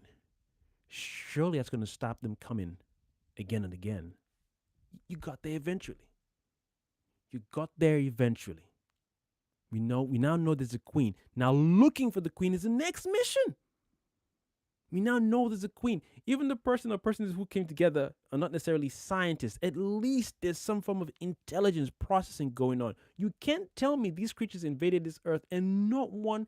And yes, you could argue that some people have figured it out or are figuring it out, but the stories is surrounding the Emily Blunt and John Krasinski's character. Boring. That's boring. I'm sorry. No. I don't know how long I can focus on you. If you're saying A Quiet Place is like a franchise and it's focused on different families, maybe feature Chinese family. Maybe feature a Dominican family. Japanese family, Puerto Rican family, Spanish family, Senegalese family, Haitian family. Let's see how long you can stretch it out because it'll get boring eventually. This thing is in our doorstep. You don't know what to do. We need to figure it out. The more we realize we're out of our depths here, the more we're like, if we don't do something quick, we're going to be annihilated. So that pressure is on. It elevates. We then need to figure out what these creatures are. That's how this thing works. And I don't know if I'm in the mood to see another Quiet Place movie again, following Emily Blunt's character and her children. I imagine they've grown this time. I don't know how many years are going to be fast forwarded into the future. And you're telling me there's no, I mean, we know water, they can't swim, but that's not enough. So we're all going to be, I don't know, migrating to waterfall areas and whatnot, I guess. But we need them off the planet. So we need to find ways to immobilize or demobilize them. I guess that's what I'm looking for. Shut them down, send them packing. Send them packing. We don't have time to just, oh, they don't like water, let's go. No. We want them off our planet. They're dangerous. They don't even eat us. They don't even give us the dignity of eating us so we can say, oh, they're predators, so they just want to they want to eat, they're hungry. They just end us because we're making noise and they don't like loud noise. And then just go and sit down and just chill. Just looking into the distance. Oh, my bad, not even looking to, because they can't see. You're just chilling. It's not like they didn't even describe them like Daredevil, where Daredevil has this echo location powers. If they had that, that would make sense to an extent. To an extent. But still, you're not even eating these things you're killing. You're just killing human beings and babies and livestock because you don't like noise. I'm still asking the same question. No one is yet to answer me. No one is yet to answer me. When they're walking, let's say I'm one of the aliens from A Quiet Place. We don't like noise. No, it's not even loud noise, just any noise, right? So if I was to go, isn't that noise? No? Yes? That's noise. That's noise. So do I then hit myself for making noise? Do I, when I hit the wall, that's noise. So you're saying I'm so careful when I walk, even though I can't see. I don't bump into things. Do you see where I'm going with this? Please tell me you see where I'm going with this. It's just too much. It's too much. You can't. And when I heard this one was coming out, like I said earlier, I said, okay, this movie might explain their anatomy fully. Because now we see that they crashed here from their planet, asteroid. Okay, cool. They hung onto the asteroid. It makes sense they made entry into this planet because their body armor is so OP. No wonder they didn't get cooked up in the Earth's atmosphere. Fine. You made it here, fine. But still, every noise, especially in this movie, it irritated me to see when the helicopters were flying and the helicopters were announcing to everyone, stay quiet. That's the only way you can survive. That was day one. I think day two again. We're planning an escape, evacuation of the city at the river. So they don't like water or they can't hear you through waterfalls. And I forgot that from the first one. Apparently did that in the first one. I forgot. So water seems to be a weakness or whatever. We're evacuating. So when the helicopters are flying, they literally actually depicted these aliens just like climbing buildings, just trying to claw at the noise in the sky. Oh, then my brain thought to myself, so that means they don't have flying birds on their planet. It must be them and the vegetation. Or whatever other creatures are on the planet that they died or they survived the explosion from. Every other creature from their planet doesn't like noise. How you have to be very creative. Demogorgon, I don't even want to get into that with the Stranger Things, so I need to watch it again to understand. Because at least that one, that's not from this realm. That's a different dimension. You can play with dimensions easy, and it eats. It's food. I like to eat flesh. Don't matter if it's human flesh, dog flesh, cat flesh, space flesh, alien flesh, xenomorph flesh. I'm eating these dudes. I'm hungry. You can just about explain away the Demogorgon or Demodog, whatever it's called. You can explain that one because it's eating. It's eating. Food is food, bruh. Food is food.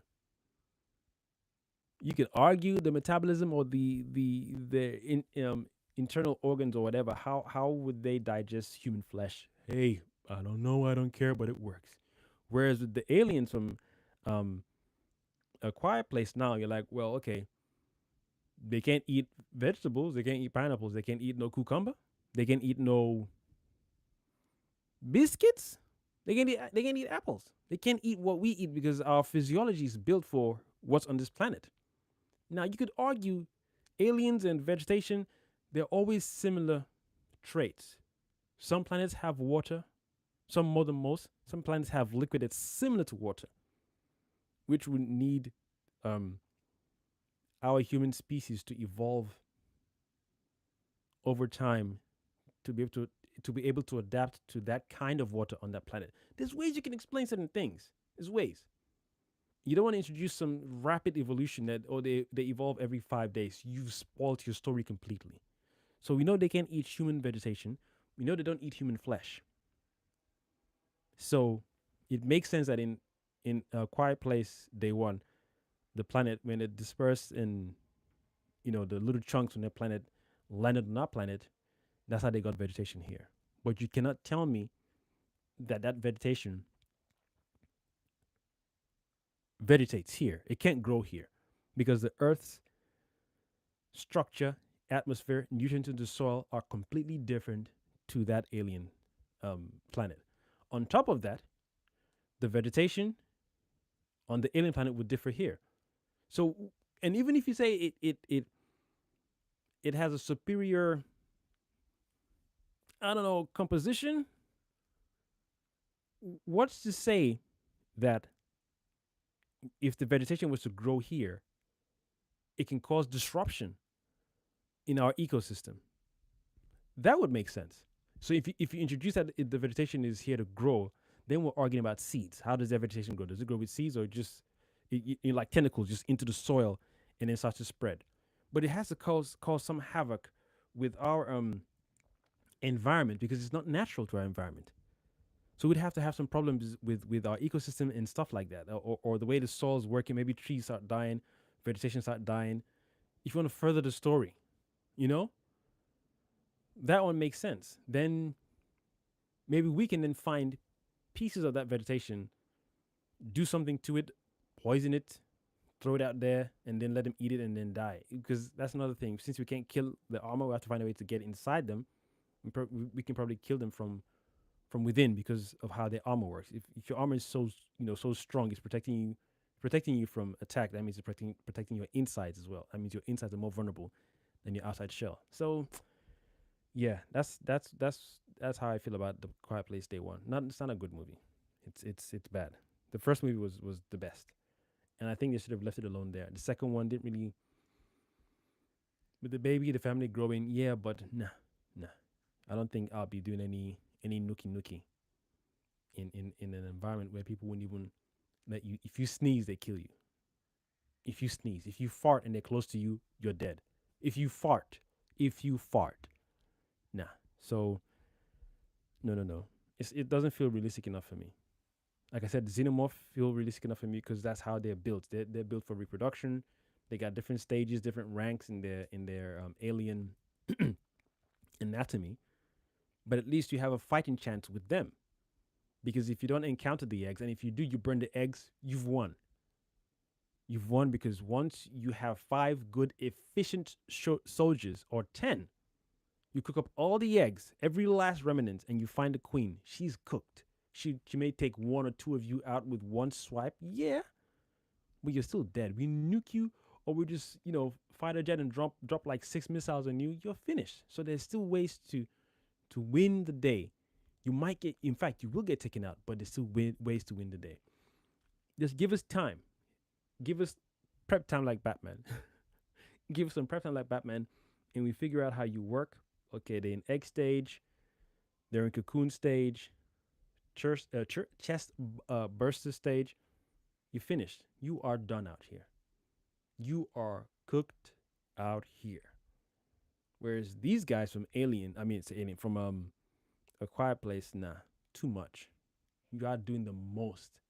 I can't even be threatened anymore because I'm angry. Like, what kind of creatures are you? You're just spiteful little bullies. Oh, he farted, kill him. Oh, his fire alarm is going off, kill him.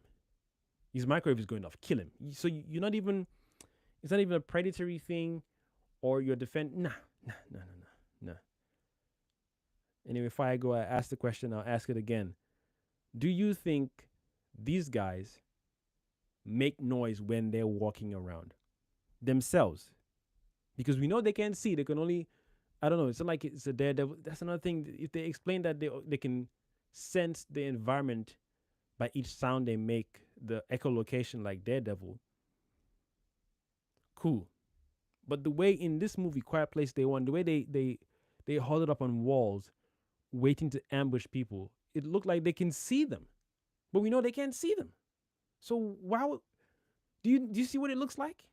You're an alien who can't see, but yet you're assuming a position where you're waiting to ambush. It doesn't make sense. How are you doing that? Whereas if you're a creature who just kills who just attacks any noise it hears. If it's a helicopter, you're just chasing the helicopter. You don't know that you can reach the helicopter because you can't see, but you can hear the sound. And even when they open their ears, it's like they can pinpoint location in water. I thought that was what they were doing as well. They can like fine tune. Like normally they will hear things, but when they can't reach it, they need to fine tune. So they open their Demogorgon looking face and say, okay, it's right. It's here precisely. So how about the bee? When the bee flies around, is that what they do? Is that what just a bee or a wasp? Come on, or a fly? You telling me they kill all the flies on the planet, all the bees? Hmm? Hmm? Cut it out, man. I can see my battery's about to get low on the camera. This has been fun though, recording on the camera and also going live. I like this. It's a lot of footage to upload later in the week. So before, actually, let me cut it off here then. Let me sign off here. Let me stop the live here. Right? I don't want the camera to just cut off and I don't sign out. It always irks me when I do that. This has been a fun live though. Dumbass movie talking about Quiet Place Day One. Did you kill the flies too and the bees? And any other mosquitoes? Did you? Oh, ooh. Did they clap the mosquitoes? Please, I don't want any other movies. If they make it out, in fact, make it, I'll destroy it more. Keep making them, I'll keep crapping on them. You see any noise they hear? They must have been pissed off with mosquitoes. What? In fact, mosquitoes must have had fun with them because they fly into their little holes and they suck their blood. You can't pinpoint where a mosquito is with your big hand and kill a mosquito. Impossible. Maybe slightly probable, but nah. Fly, maybe with a bee, yeah. Dragonfly, they make noise too. So you kill the dragonflies, even the birds. When the birds are flying from point A to, if they're going over water, you jump over water to go and kill the birds. It becomes ridiculous. Your whole movie becomes ridiculous, completely ridiculous. Any noise, I get angry. Stop making noise. Yeah, get out. That's why you respect horror movies or alien movies like Alien, Predator, still Space Bullies, but still. I'm supposed to sit down and say, oh, Quiet Place Day One is a good movie. Can't wait for the second one or the fourth one or the third one, official, which is no. I don't want any more Alien, any more Quiet Place movies because you're not making sense. You're not making the world make sense. I just ask very simple questions. Did they kill all the bees, wasps, flies, mosquitoes? They're all dead. And then when they walk, do they make their own noise? And if they make their own noise, then do they hit each other? Come on, man. I don't know how people didn't react to this the second time. The first movie was just about, that's why I said, like, you just about got away with it. You could argue away the Xenomorphs as well. You just about get away with it. Then you made the second one, I was like, oh, bruh. I don't know how you're trying to convince me that no one on the planet figured out that sound affects them. And no weapon on the planet can kill them except sound.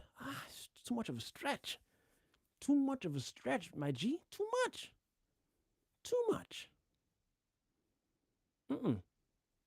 If I know that they're made of hard shell, I'll be one of the people who'll be like, nah, no point shooting guns. Need to find a way to... Oh, battery exhausted. We need to find a way to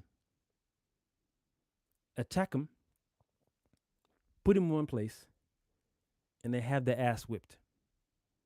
We need to find a way so that way when pieces are breaking off in some way, shape, or form, we can study pieces that is those pieces of the body in some way, shape, or form. Nah, I'm done, man. Really done with this series. Like I can't be bothered. Thankfully, the Batman Cape Crusader is keeping me going. I'm gonna be finishing the other 5 episodes this week. Then I'll be seeing Twister. I'll do a review for that one. Then we got Alien Romulus coming out. Oh, after the crap show of the Deadpool 3 movie, I'm hoping Alien Romulus is gonna be good. It better be good. It has to be good. I just spoke about the Xenomorph so far. So pardon me, you're introducing new characters, a new reason why the eggs are here, or the, the finger, the latch on face things. I don't know what they're called. Now we want to see how these new characters survive. We, the viewers, know how they operate. These new characters have to relearn, or we have to go on the journey with them to learn how these aliens work. I don't know if they're going to have the eggs there. No, but when we saw the trailer, they were inside little drawers, right? They were inside little cocoons. No, they weren't inside. They were like inside little sachets, right? So that means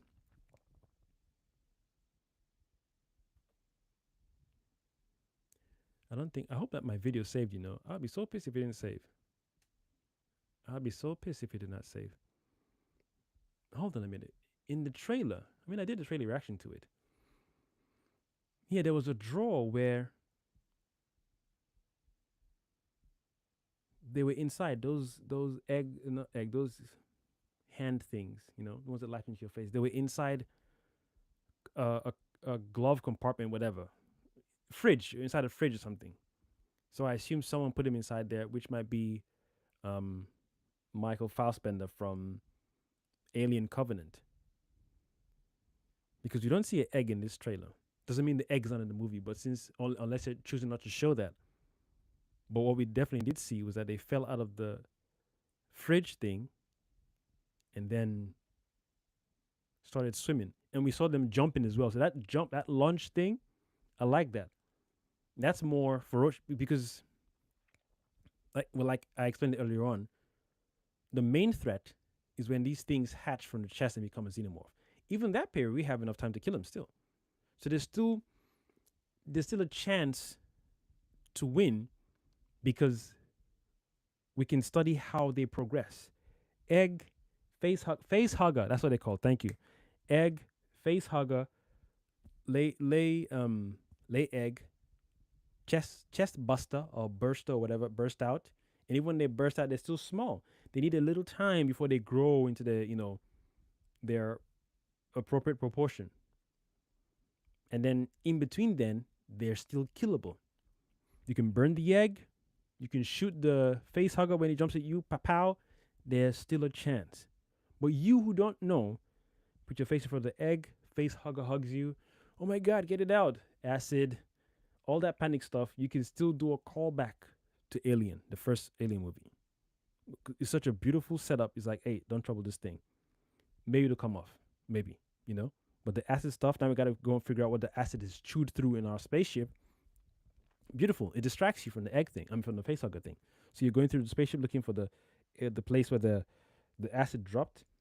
2-3 days have passed, or maybe 1 full day has passed, or a few hours have passed, and then the guy wakes up or the girl wakes up. Oh my God, I'm okay. You're sure? Yeah, I'm right. You remember what happened? I can't remember.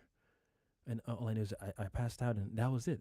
So the story progresses, and we're all panicking as if even those of us who know the lore of Alien, at least newcomers, would be like, what the hell's going on? This facehugger thing, whatever. And then all of a sudden, I feel a little chesty. My chest feels a little heavy, just a little itch. Then we're like, it's about to get juicy, because we know, the viewers know what's about to happen. But at least in between that space and time, let you know what's popping. There's always got to be someone who survived long enough to say, you know what? This whole thing happened when that thing wrapped up around his face. And then after a while, we found out the thing that was dead. It spewed acid everywhere we tried to cut it. And then all of a sudden, he's got something in his chest. But never had anything in his chest. And now his chest is burst open, he's dead. So your brain would allow you to at least piece these things together and say, hey, we can't mess around with them boys. If you see a face hugger, if you see a thing come to your face, shoot it. Now the next set of people are aware of what's going on. So even if you have 10 people on the spaceship, you tell me all 10 people are going to die because they're stupid? No. That means you're making human beings look stupid. Even if someone's smoking weed, someone doing mushrooms, LSD, CCD, whatever, all 10 cannot die because there's always got to be someone who's archiving or who's just keeping up with the progression of the story, saying, hold on a second. The thing hogging his face is dead. I think came out of his chest. Even though it sounds radical, what if those things lay eggs inside your chest? Come on, Timmy, that doesn't sound smart. Yes, but you got to start drawing theories out of nowhere. Otherwise, you guys are dead. So Xenomorph World will always work because it's such a well-packaged process of evolution or growth for the character, and it's fast. It's a fast evolutionary stage for the Xenomorphs because from the egg to the face hugger to the chest burster, and then growing from there, beautiful, efficient. Like I said earlier on, very, very efficient. So therefore, anything else that comes outside of that is like, nah. I don't think you guys have watched all the Alien movies. That's why Covenant didn't really work for me. They spoiled the story. You made it all about Michael Fassbender. Nah. Then you wanted to find the engineers who made it because you're going to keep pushing back. Then if you find the engineers, then you ask, okay, who made the engineers? Well, people like me will ask anyway. Gotta love Alien. Good was good, CZ. Was popping, my man. Yeah, so I'm hoping it's going to be good. And if it doesn't come out good, at least I've always got the Alien and Aliens. Those two movies, oh my god. Tension. Till this day, I watch Aliens as if it's the first time I've watched it, and the tension is high. Just that little scanner, that little beep, beep, beep, beep, beep, beep. 2 feet close. 1 feet close. They're right in front of us. They're right on top of us. Where are they? That don't make no sense. Thing is broken. They're not right in front of us. They're above us. And below us. And you're done. Come on. Come on. The tension was high. What? You can't mess with them boys. They will mess your ass up. The tension was high. No. Aliens are like, yo, we let you know we sneaky. Tight spaces, dark spots, dark spaces, you are finished. We will handle business with you guys. You can bring your guns. You can bring your Uzis, your, automated turret guns. We will handle, you going to run out of bullets, At least mama keep giving birth to us, so we good. You kill one of us, 2 of us show up. You going to run out of bullets eventually. You can't even fight us with no knife. Knife what? We chew right through your knife with our acid breath like, come at us, come, keep it coming. Bust your ass up. You must be joking. You know who you messing with. You lucky you figured out how we walk. How we walk. You're talking about from egg stage to face hugger. You lucky you figured it out, but still, it's not going to do nothing for you. Mama going to keep pooping us out, man. She give birth to us every 10 minutes. She going to speed it up too, 5 minutes. Next thing you know, every minute, y'all are dead. Y'all are finished. You bust your ass up. What? Nah. So you come here and say, oh, Quiet Place Day 1. No, it's boring. It's a boring movie. Because my brain was just lit up. That's how I watched Deadpool 3 as well. I was just watching one scene like, this guy just pulled out guns on these guys and they're not bulletproof. Why aren't you shooting? Deadpool was great because of the cameos. Remove the cameos. This is a great story. Deadpool was great because of the cameos. We heard the first time. Remove the cameos. Was it a great story? Deadpool was great because of the cameos. I love intelligent movies. I love movies when I enter the cinema and I'm watching the story going, yeah, I don't think I can beat those characters. If I was in that world, I'd be dead. Aberdeen.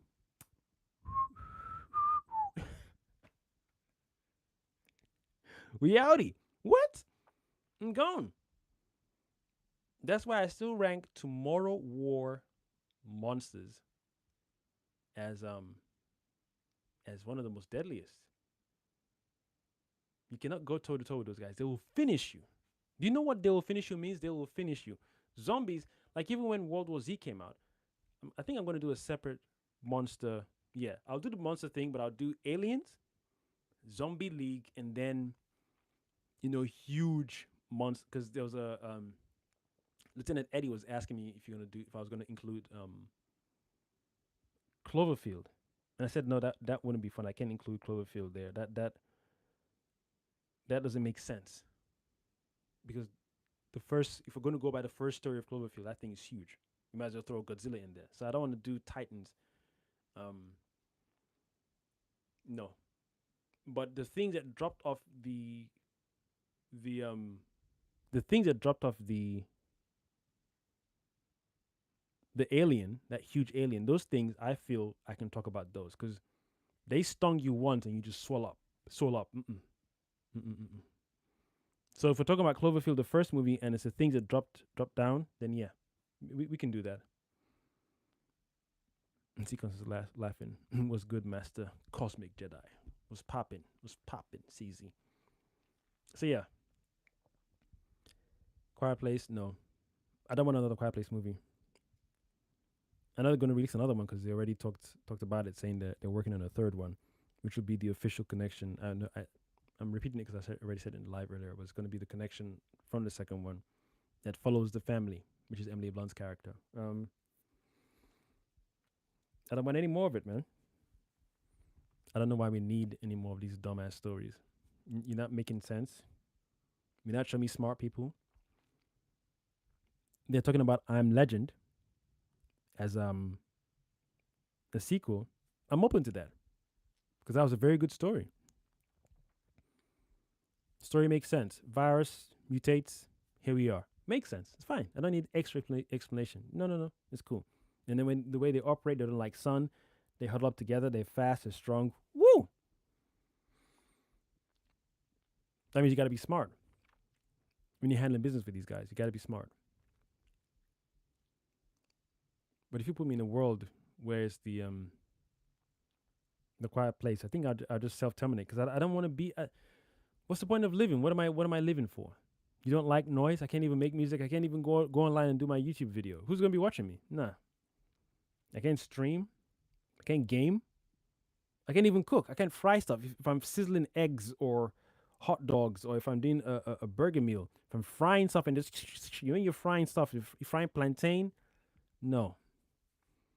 I can't even eat pounded yam. You know, I can't farm food. So that means human beings just die of hunger. Because eventually, them canned foods, they'll be done. We'd have eaten every canned food, and then what? A Quiet Place Day One. It's a boring movie, man. Don't know why they're still making them. This movie didn't further the plot or further the anatomy of the aliens or how they got here, or there were no astronauts. If it was like one of those things where astronauts brought something from outer space and the thing just grew and got large and just took over, then yeah, then cool. It's at least it's something. But the planet blew up and is so far away from ours, but it's so close to us. Did it land on Pluto? When the planet blew up, did it land in Jupiter, Mars? Did Mars get him? Did Neptune get him? No, Earth got him. It sucks. We got you. We did nothing to you. I mean, I know that it would have blown up because of a supernova. That's the only way it makes sense. Because if you include that someone went to the planet to blow it up, now we're like, okay, so who is this someone? It ain't us. Because now you're saying we space traveled. It's too much. So I can accept that their sun went supernova, blew up, and then the impact hit their planet, and then fragments of the planet is what allowed them to attach onto the. Even that doesn't make sense. How does your planet blow up? How big is it compared to ours? And you latch onto chunks of your planet. Or the force of the explosion was so strong, it just lunged you right through space and galaxy onto Earth. And you just landed there and you just angry at everything because your planet blew up. So anything just makes noise. Ah! And the birds are flying. Ah! Helicopter. Ah! Even when there was a scene where the helicopter was flying, telling people where to go to get rescued. And at that point, I was like, yeah, you messed up. You messed up because these guys don't like noise. You could have had like the noisiest helicopters fly in one direction or circulate. Circulate. Please listen to this broadcast. Please listen to this broadcast. We're going to plan an escape off this island onto a few boats. What we're doing now is drawing their attention. Wherever you are, do not come out. We're just drawing their attention to collect in this one particular location. Now we've let you know what we're going to do. We're going to fly to the, I don't know, baseball stadium. And we're going to keep circulating. So we're going to have 2 helicopters. We've fueled the helicopters. We've fueled them.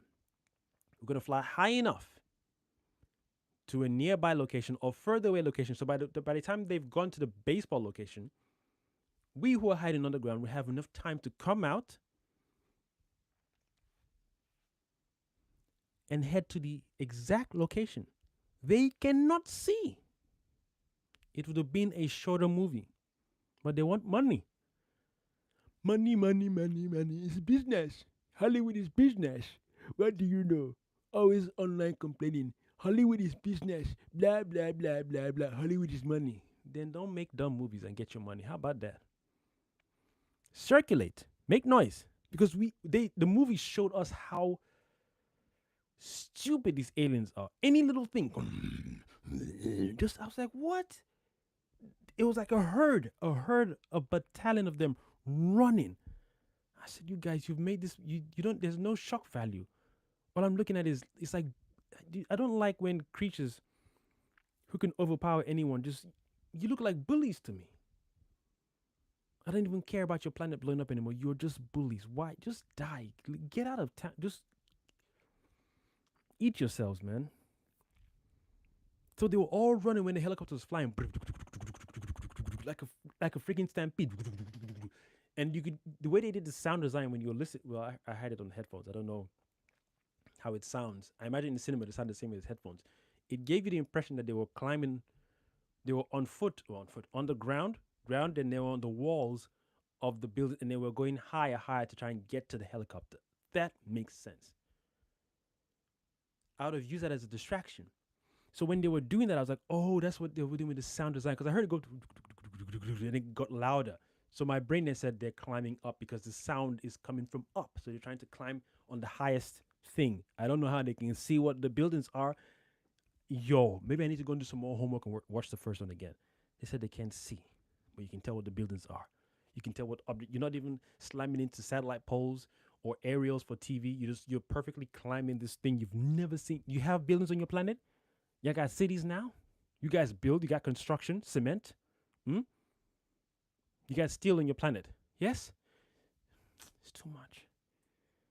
It's too much. Stupidity is annoying for some people. For me, in fact, stupidity is like noise to me as noise is to these aliens. Come on.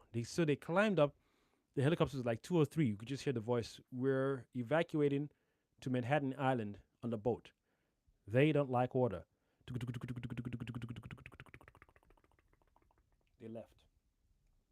They left. At that point, I was like, yeah, I already didn't like this movie. You've made it worse for me. These aliens landed and decimated areas. But you found helicopters. For the love of Ra, find the most noisiest things you can fly that these things can't catch you. And make all the noise you can whilst the other people go to this direction. So come here, levitate, and let them know we're going to be distracting them in this direction. Wherever you are, try and go this way. And to help them, when you're above them in the helicopter, we see you down there. Go north. We will distract them as we go south. Then whilst you're levitating, don't levitate there and then let them come out. Talk to people precisely. You're not stupid. If you're listening to this audio, do not come out. Here is the plan. Day 1, don't even make the plan on day 1. Do it like a 7-day thing. Repeat. You go back to your home base, refuel the helicopter. Repeat. If you have a pen and paper, draw this thing down. Find a way to get the message across. So when that's done, week 2 comes. You trial. Don't panic. If you want to live and survive, this is the plan. 10 every 2 minutes or every 10 minutes, 10 people, 10 people, 10 people, 10 people, 10 people, 10 people. Since these guys are attracted to loud noises, they're all going to flood to wherever this thing is. Then they'll do the trial run. We'll stay here for a while, high, so high that this thing just be jumping in the air. And the thing is so loud, they won't be able to hear anything else. Here's a kicker. Is it that they don't like water, or they can't hear any sound behind water, or is it if you emulate the sound of water? What if you record waterfalls? Do you see what I'm doing here? Your movie gets destroyed when we start implementing all these little small things. You think if I was a pilot of the helicopter, I'd be making noise and just fly away? I say, listen, if you send me out here to do my job is to free and help people. These idiots are dumb as buckets of shrimp. Yes? Even shrimp has better purpose than these idiots. So, what we will do is make all the noise we can, tell the people the boat is here, not here. We won't then tell them the boat is here and then fly away like a bunch of pricks. Because once the noise we are generating is done, it is quiet again. So when the people we've told to go to the north to go and save themselves come out, they're going to generate noise again. You will not tell me a bunch of 20 people walking on foot as quiet as possible they can do is going to generate more noise than 3 helicopters. Please don't insult people who are watching your film. It's stupidity. Now we say maybe you should collect 4 helicopters. You hired me to pilot these helicopters. I'm here to help people survive. These idiots. These are bully aliens. You can't shoot them. You can't kill them. Your mother and your father. You mad? We can't kill them. Okay, cool. What we'll do is make all the noise possible. We irritate them so much. They'll be jumping. You say, okay, now they are jumping, guys, go to the left. In fact, we'll get some cars or something. Even that safe.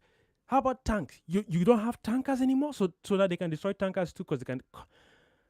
You see, yeah. So now their skin is made of steel and metal? A whole tanker. I would have done strict escape evacuation rules, 10 only. Then maybe the movie shows how human beings are not cooperative. He said 10. Oh, well, I'll go. I'm older than you. I'm stronger than you. Oh, the women and children first. Oh, fuck that. Women and children. You saw the stupidity between some human beings. I'm not here to say, oh, human beings are stupid. Yeah. Some, not all of us. So some human beings say, no, I go first. No, I go first. Oh, I'm pregnant. No, I'm mother. Well, I have child. Show that. But at least have your plan to say you're distracting the aliens with the amount of noise. Where's your vuvuzela? No vuvuzela? No. In fact, how about flying, dropping speakers on the floor? Papa, just throw speakers. We're going to blast music here. Then we'll carry speakers to the stadium. Control speakers. Go to the baseball stadium or American football stadium. Put speakers on. In 3, 2, 1, every day 3 p.m. And in case you don't want it to now get wind, maybe they are small, smart. They say, it's always 3 p.m. We don't have to tell time. Yeah, but it's always this time when the sun is. Even that's positive. You mean they can now tell time? They know what 3 p.m. is, but because the stupid people making these stupid movies, they will let you think that they can tell what time is on this planet. So you tell them every day, 3 p.m. and 6 p.m. Oh no, or 2 p.m. and 4 p.m. because it has to be sunlight. We will blast music at the stadium. They will run there. You go this way. Easy. Instead, they came and did.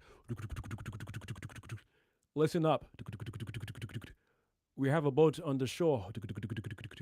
It's going to Manhattan 2 p.m. What are you doing? It's your job to save them or to look stupid. You who is flying the helicopter, you can say, when we flew, they're following us. Oh, this sound thing is real. Let's go back to home base. How about we generate so much noise? Like I said, vuvuzela. All the annoying noises you can compile on audio, put it together. Carry all your large speakers to the stadium. You've won. You can't kill them, but you annoy them. Whilst you are saving your people, 10 at a time, 10 at a time, 10 at a time. And you know it's successful because you give a phone to one of your friends or something. Or You can't say cell towers got knocked off when one of the aliens hit the cell towers, and or when they were coming to the atmosphere, they hit the satellite, so there's no more communication. Hey, mother, I'm getting my nerves, man. So that's how you do it to to to work. If we know they don't like water, is it they don't like water or they don't like water noise? You got to get specific. If they don't like water noise, my guy, find all the water recordings on planet and blast it. They'll be frantic. Where the hell is this shit coming from, son? Man, why y'all bitching? Oh, yeah, four at a time. Four, four, four, four, four, four. Four, four, four, four, four, four. Go to the other way. Maybe one or two might linger, but the noise is so frustrating. Since you showed us that they don't like noise, they'll be all the way there. Who is making this noise like this? At 2 p.m. These human beings are very stubborn. At 2 p.m. This time of we are still making noise. We are still awake. Okay. Don't worry. We'll stay here till you stop. Oh, we'll stay here. There's no way you can hear people here because that noise is so loud. And then you do like a kill box where you surround them. You scatter the speakers around. So when the speakers are around, they're like, where's it coming from? Where's it coming from? And even though it's on the floor, it's okay. You have some just flying, dangling in your helicopter. So around. Frustrate them. Frustrate them. They will get so pissed off. They say, hey, please, find us a spaceship so we can leave this planet. It's too much. Frustrate them. Frustrate them. You, a grown human being, will not sit and watch the movie. Say it's a good movie.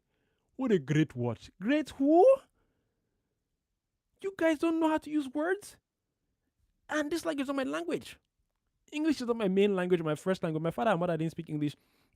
My forefathers did not speak English as their first language. Great! Great! Oh my God.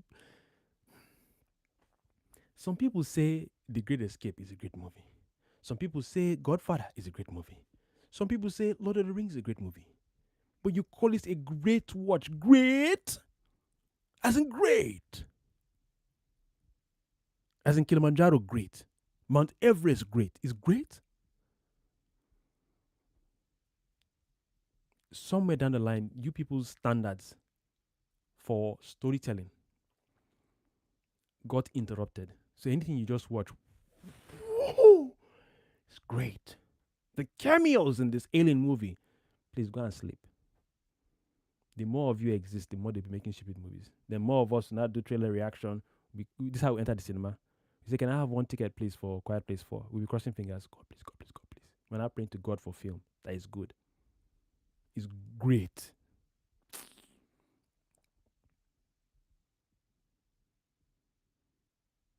Comes and says someone had milk and ruined the plan. Ruined the plan. Eat fruit if cans run out. Yeah, it makes sense. The fruit thing makes sense. But I was saying since they introduced the vegetation from their planet, there's ways you can tell a story saying because this is an alien vegetation, it's disturbing the roots of our soil, so it's affecting how plants grow. I can buy that. Then there's a heavy importance on people who have plants in their houses or in their flats and whatnot. So now it's not like go to the grocery stores because we run out of cans. Now we got to go to someone's house and get the plant so we can look after the plant here because you got UV stuff running. But the power generator thing, I don't even buy that one as well. I don't buy that. Oh, well, they had to cut the power so that way things aren't making noise. You're getting into too many things. Too many things. You know? There was one thing that caught my interest one time with the Godzilla and Cloverfield kind of those Titan creatures. When there was more of them showing up in the Godzilla, I was saying that the way you can still make the humans relevant. That's another movie I didn't like. The recent Godzilla and Kong movie was atrocious. Watching two aliens fight. Sorry, not two aliens, two monsters fight or huge monsters. Yes. I said, I think I'll do a separate live for that one, but I'll say it now. Throw those guys into the hollow earth. Well, gravy. We still have a great movie to watch. My bad. Oof, insulting. We still have a good movie to watch. But if you're going to tell me every movie you're going to make from now on with Godzilla and Kong is going to be on Earth, our Earth, not hollow Earth, I don't know what to tell you. That movie had a lot of people die. They didn't show the deaths, but best believe people died. You're telling me that people who are pregnant didn't give birth in hospitals anymore.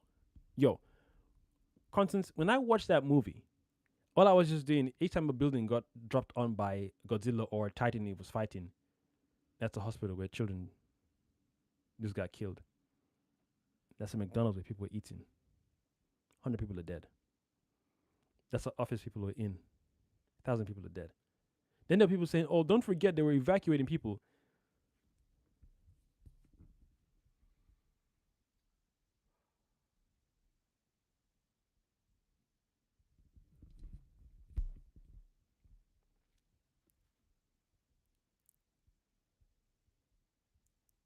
You will never be able to evacuate a whole city anticipating any kind of Titan coming up, whether it's Godzilla or not. You will never, even if Jesus was on your side, even if Prophet Muhammad was on your side, even if Allah and Jehovah, it, him, or herself came down to help you, you will never evacuate a whole city in time when one Titan, let alone 2 or 3, are on course to your city.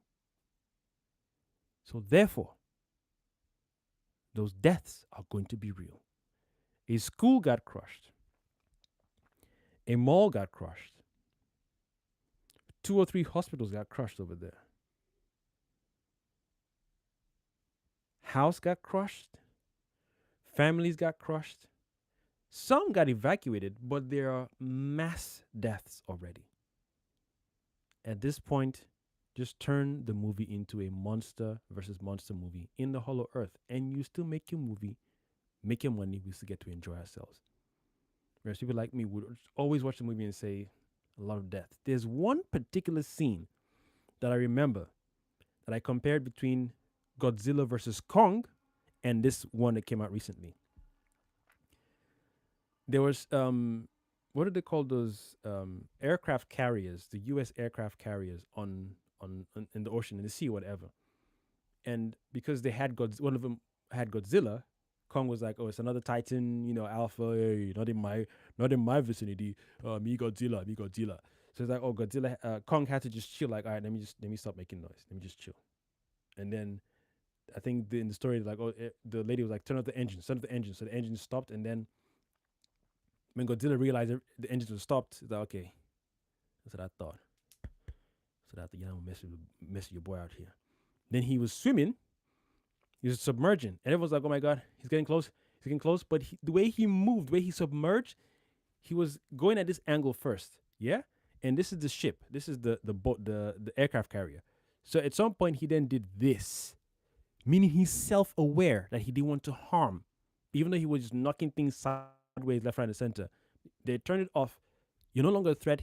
He was at this angle, and because of the spine, the thing, fins in the back, because it was so close to them, he literally went like this and went under. I was like, oh, okay.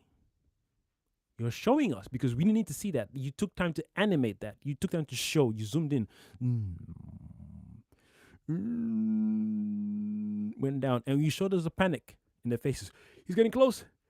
Abandoned ship? No. Okay, wow. Okay. He submerged and went down. And when he went this way, he then went like that. Showing that he was like this. He can change course and change his mobility and went down.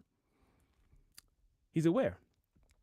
He's self-aware of his environment. He's self-aware of people around him.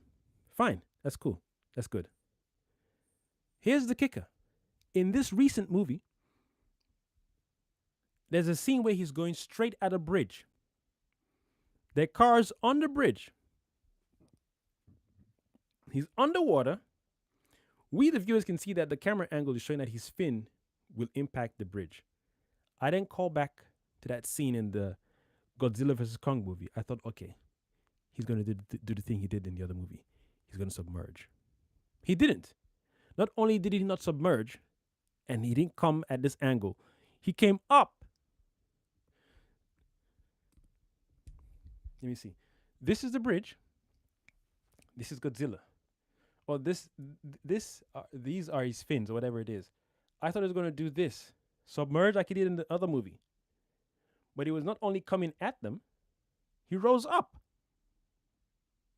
In fact, he rose up past them. So his fin broke the bridge in half whilst cars were moving. You can't tell me that Godzilla had a one-on-one psychic connection with these human beings who are random people on the bridge. Look, it's Godzilla coming. Guys, reverse. Reverse where? Reverse where? Reverse where? There's no symbiotic mental connection. He's not psychic. I'm Godzilla. Move out of the way. They're dead. He plowed through the bridge and stood up. He was coming like this. That's what she said. He was coming like this, real fast and hard. And then when he got to the bridge, he ripped the bridge in half, just about, and then stood up and walked past the bridge. I was like, bruh. Now I'm confused. I thought Godzilla's job was to protect mankind from the Titans. Then my brain was like, no, maybe he's just this alpha that doesn't want anyone to take over his alpha position. So any Titan that challenges his position, he's just going to kill him. But all the Titans they showed never always appeared in his vicinity. He always had to travel from one point to another. Well, why did you show us in the other movie he submerged? Especially when these guys were a threat to him per se, because of their missiles and whatnot. He went underwater and made sure not to cut through the ship. In this movie, he goes straight through the bridge. And right at the other side of the bridge, he stands up. Like, yeah, hug y'all. I said, God damn. So he's dumb in this movie now? And then how are we supposed to survive in this world where anytime a Titan comes out, it's game over? How? I'm surprised McDonald's is still open. Like, is the world still functioning? Like, people who decide to still stay and serve other people. People say, whoever decides to still stay and work, you must be getting some extra pay. Is currency still the same? Conversion rate still the same? I was like, what kind of movie is this? I don't get it anymore. I don't. Any little Titan shows up, Godzilla just appears there. And when he runs, it's not like he tiptoes like, oh, my bad, hold on. There's a little hospital over there. There's a little church over there. Ooh, there's a mosque over there. My bad. Hold on. Here we go. All right, cool. And we got you. What's good? What's good, Titan? No, he just plows through the city like, I'm like, dude, you've killed a lot of people just getting here. Your fin just crossed the bridge. You stood up right through the bridge. There's no way they survived. They're dead. Everyone on that bridge is dead. Everyone on that bridge is dead. Now you're walking on people's houses, bathrooms, kitchens, cinema, baseball stadium. I mean, them dudes are the scene you coming. So that's why I was like, so how is this world still functioning? It's not like it's, there was a porthole or a tear in space-time continuum where these monsters are showing up, like Pacific Rim. That one works.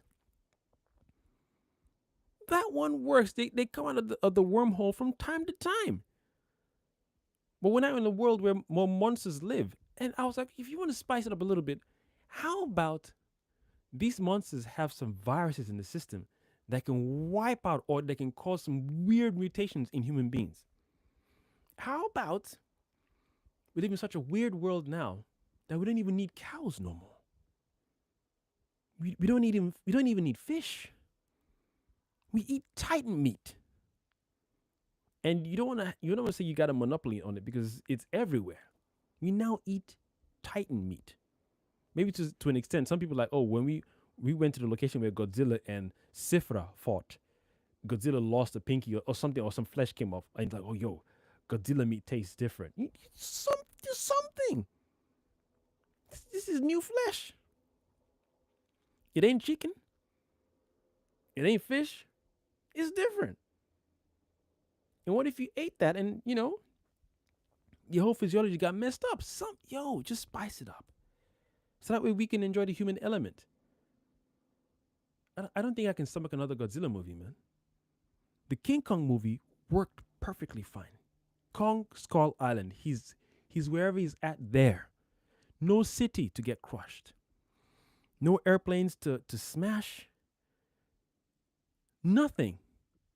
Just Kong, Skull Island, with all these other creatures we're yet to discover. Beautiful.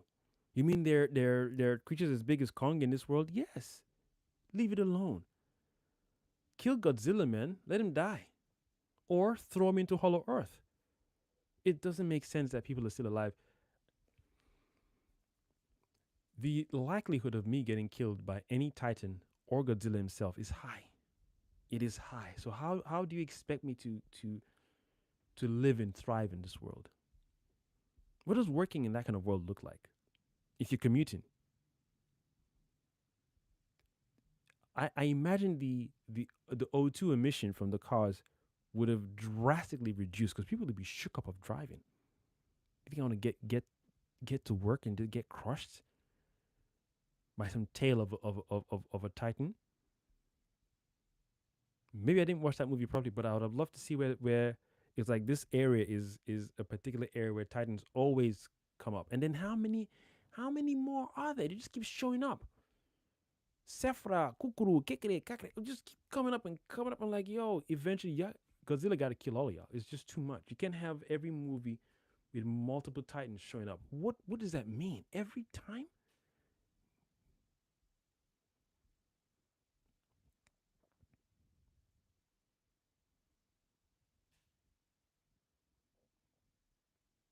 Just tone it down.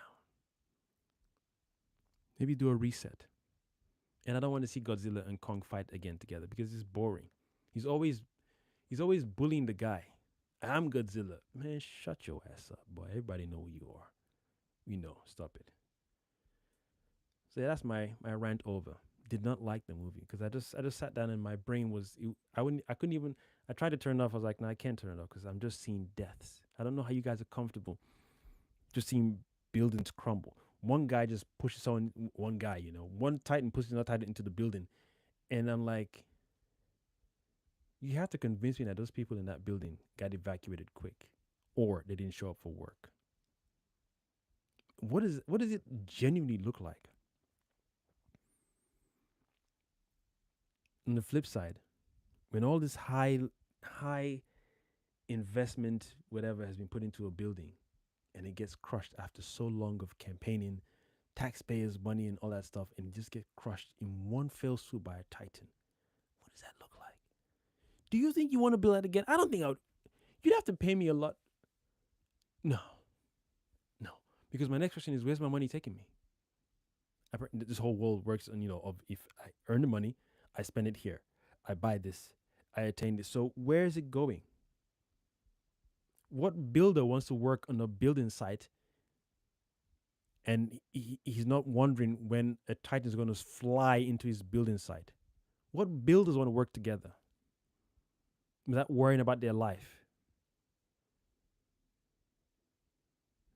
It's just a popcorn movie. Don't take it seriously. That's what they all say.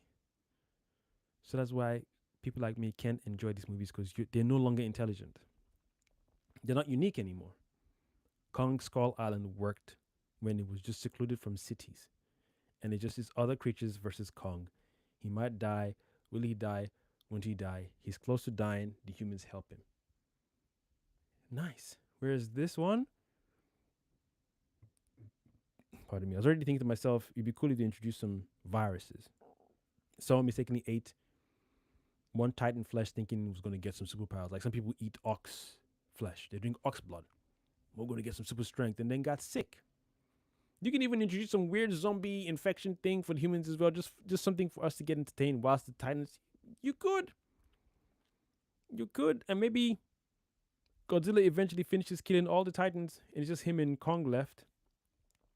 They go into Hollow Earth. And then years have passed or whatever has passed. People start getting side effects. Whatever viruses or parasites some of the Titans carried. In their feces, in their guts, in the intestines, just splurge all over the place. Blood, sickness, anything. That could be a little side story. You got infected by Titan blood, Titan feces, or something. Titan parasites. I don't know. Since you're making these dumb movies, hey, might as well pitch in some random ideas. These need to stop. If you're not going to be intelligent in your monster movies or alien movies, put a stop to them. I don't know why John Krasinski wants to do another Quiet Place movie, even though he's dead. You died in the other one, so why you what could you be possibly telling? We followed you when she was pregnant. I would have liked to see a prequel of that too, to see when they had sex, to see if they had sex during the invasion, meaning when the aliens were already on the planet and they were doing the nookie nookie. You wouldn't catch me doing no nookie nookie when they're creatures that don't like noise. I don't want to be responsible for a newborn child that if it cries, we're finished. Then you introduce this stupid movie where Lupita had a cat that never once meowed. I'm still going to be talking about this movie when I'm done. When live is over and when I edit the videos, I'm going to do one more recording, one more live. But anyway, plus side, I'm enjoying the Batman Caped Crusader TV show on Prime. Beautiful. I'm going to be watching Twister soon. Alien Romulus. I wish I was coming out soon. I wish that came out before. In fact, I wish that movie came out in the same week as Deadpool 3. I'd have loved to see that after Deadpool, because Deadpool was so disappointing for me. I'd have been like, you know what, let me go and change my mood or change my frequency. That's what I used to do in the past. When movies were coming out in the same months, I'd be like, okay, those two movies I want to see. In case one is whack, I'll see them in the same window when the second one comes out. But because they used to release good movies those days, like I don't know if we got Matrix and Equilibrium in the same year, but imagine watching Matrix and then going to the cinema a while after and seeing Equilibrium. Just getting pumped. Nice movies, great stories, great action. Just nice. Then there's the Matthew McConaughey movie and Christian Bale movie with a dragon. That, oh my, now that was good. Rain of Fire, that's it. Rain of Fire was absolutely gorgeous. Oh, that movie freaked me out. I was genuinely freaked out. You got 28 days after, or is it 28 days later? Come on, man. Zombies with a new flex. Then you got fast forward World War Z, zombies with a new flex. Still the same zombies, but something different about them. They turn 10 seconds faster than usual. They run, they jump, they lunge. Oh, you retell the whole thing and just you have people, excited. Quiet Place Day 1. And the cat never meows once. If it does, it's off screen. Word. Anyway, I encourage y'all to check out Batman Cape Crusader. It's very good. It's very, very good. There was one episode where the soundtrack literally felt like I was watching a Batman movie with a Bond theme song in the background. It meshed so well. I was like, yo, they're onto something here, man. Don't get me wrong. In terms of for the intro, I do miss the original Batman theme song, but I don't mind what they've done, the new one they've got for this one. But there was one, I think episode 3 or 4, one scene where he was doing something, and not theme song, the song, the background music just played. I was like, oh my god, it's like Bond, but with Batman, and it just hit me different. I was like, I like this. Never thought of it, but that's what I'm trying to say. I guess the soundtrack is so good. It's so good. I was like, yo, this is working right now, man. So whoever's idea it was to bring back Batman again and to put it on Prime and not Netflix, I'm surprised. Not even DC. I think DC might have it. Maybe Warner Brothers has it. But to put it on Prime, I was like, it's a weird, weird place. Why Prime? It's got J.J. Abrahams and Matt Reeves. Matt Reeves, who did most recent live action Batman with Patrick. What's Patrick? What's the vampire guy? What's his name? Twilight. The dude who did Twilight. Him. The director who worked on that movie is part of this Batman Cape Crusader show. So it's nice to see that. I'm like, maybe they're drawing elements from the movie, or they're going to apply what they've done in the animation in the new movie coming up. But it's cool. It's definitely a very, very good watch. I'm enjoying it so far. They introduced Clayface. The 3 villains from Batman's Rogue Gallery they've introduced so far. Penguin, who's a lady, I don't know why. Clayface and Firefly, aka Firebug, and Harvey Dent, but he's not Two Faced yet. He's still himself. But still, we know we're going to see him in the future. I don't know if I want to see Joker. It's bad enough that again, like I said later on, may so rest in peace, Kevin Conroy. I miss him. I miss him dearly. But now that you've brought a new actor to voice to take over Kevin Conroy, I don't know if I can. I don't know if I'm ready for a new Joker. I don't even know if I need a new Joker in the Batman cartoon. I don't. I don't know. I don't know. I don't know. I don't know. I don't know. We'll always have the original, We always have the original cartoon, original Batman animated series. We always have the Justice League and Justice League Unlimited series for sure. They're not going away. So like Warner Brothers is going to delete them off their archive, which would be stupid. But I'm just thinking to myself, since you've introduced a new Batman, the default thing is to introduce a new Joker. But am I ready for a new Joker? I don't know. Because now everyone's going to be like, yo, you better pull it off, man. Going to be judging the guy.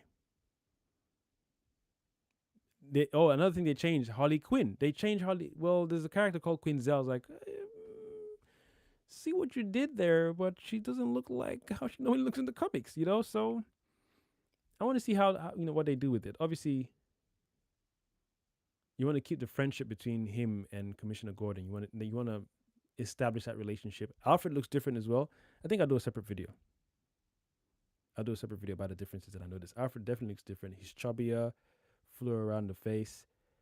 I hope he's still, capable, because we know, we're aware that he was responsible for some of Batman's training until he came across Ra's al Ghul and all the other Night's Owl and different fighting styles he came up with.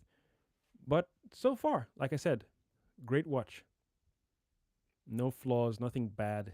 It's a good build up or rebuild, and this guy must have felt a lot of pressure.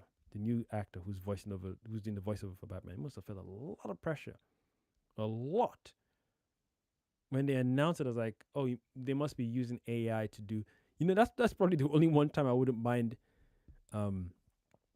AI doing a voiceover for a feature length animation or a proper series, especially if Kevin Conroy and his family gave permission. If they didn't, then that's where I'll be against it, because I just love that character so much. Luthor, the way Kevin Conroy did his voice was just epic, so iconic. It's like when you hear someone else doing the voice, I'm like, just give me the original guy. Why do people like to do this experimental stuff? But again, obviously now we know his past. May he so rest in peace. That this is the only one time that I've been like, yeah, the family agreed for them to use his voice as AI for future projects, and I'd be like, yeah, for sure. Please bring that AI voice to take over, and not a new actor. But you still got to give new actors a chance, and I'm happy with how he's doing it. The first 2 episodes I was struggling a bit because it felt like it was a little raspy in his voice. Alfred, I was like, oh, and it's like you're doing your Batman voice rather than bringing you to the table. But over the episodes, the more we got to see of Bruce Wayne as well, I was like, oh, okay, I see what he's doing. I thought the whole voice would sound a particular like monotone for him, for Batman and Bruce Wayne. But when he did the Bruce Wayne voiceover, I was like, okay, I can see what you did there. I like that. Bruce Wayne's voice had this more upbeat, slightly aloof.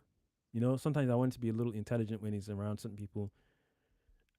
You can play aloof with certain characters, but give us that intelligence to other characters. Like the way, like Christian Bale had, he had 2 levels to it. Party boy, yes, but in certain other areas before he put, before the Batman aspect, you could tell he was still commanding some presence as Bruce Wayne. Like, oh, it's sure, okay. We're not too sure. You got your party boy attitude, but this is Bruce Wayne. He's talking. Like, I can't remember his name. Damn it. Twilight guy. When he played Bruce, even though people said he was too emo, there were some scenes where I was like, oh, I like that. There's a presence with him. He's not doing over party boy or too emo or my parents died.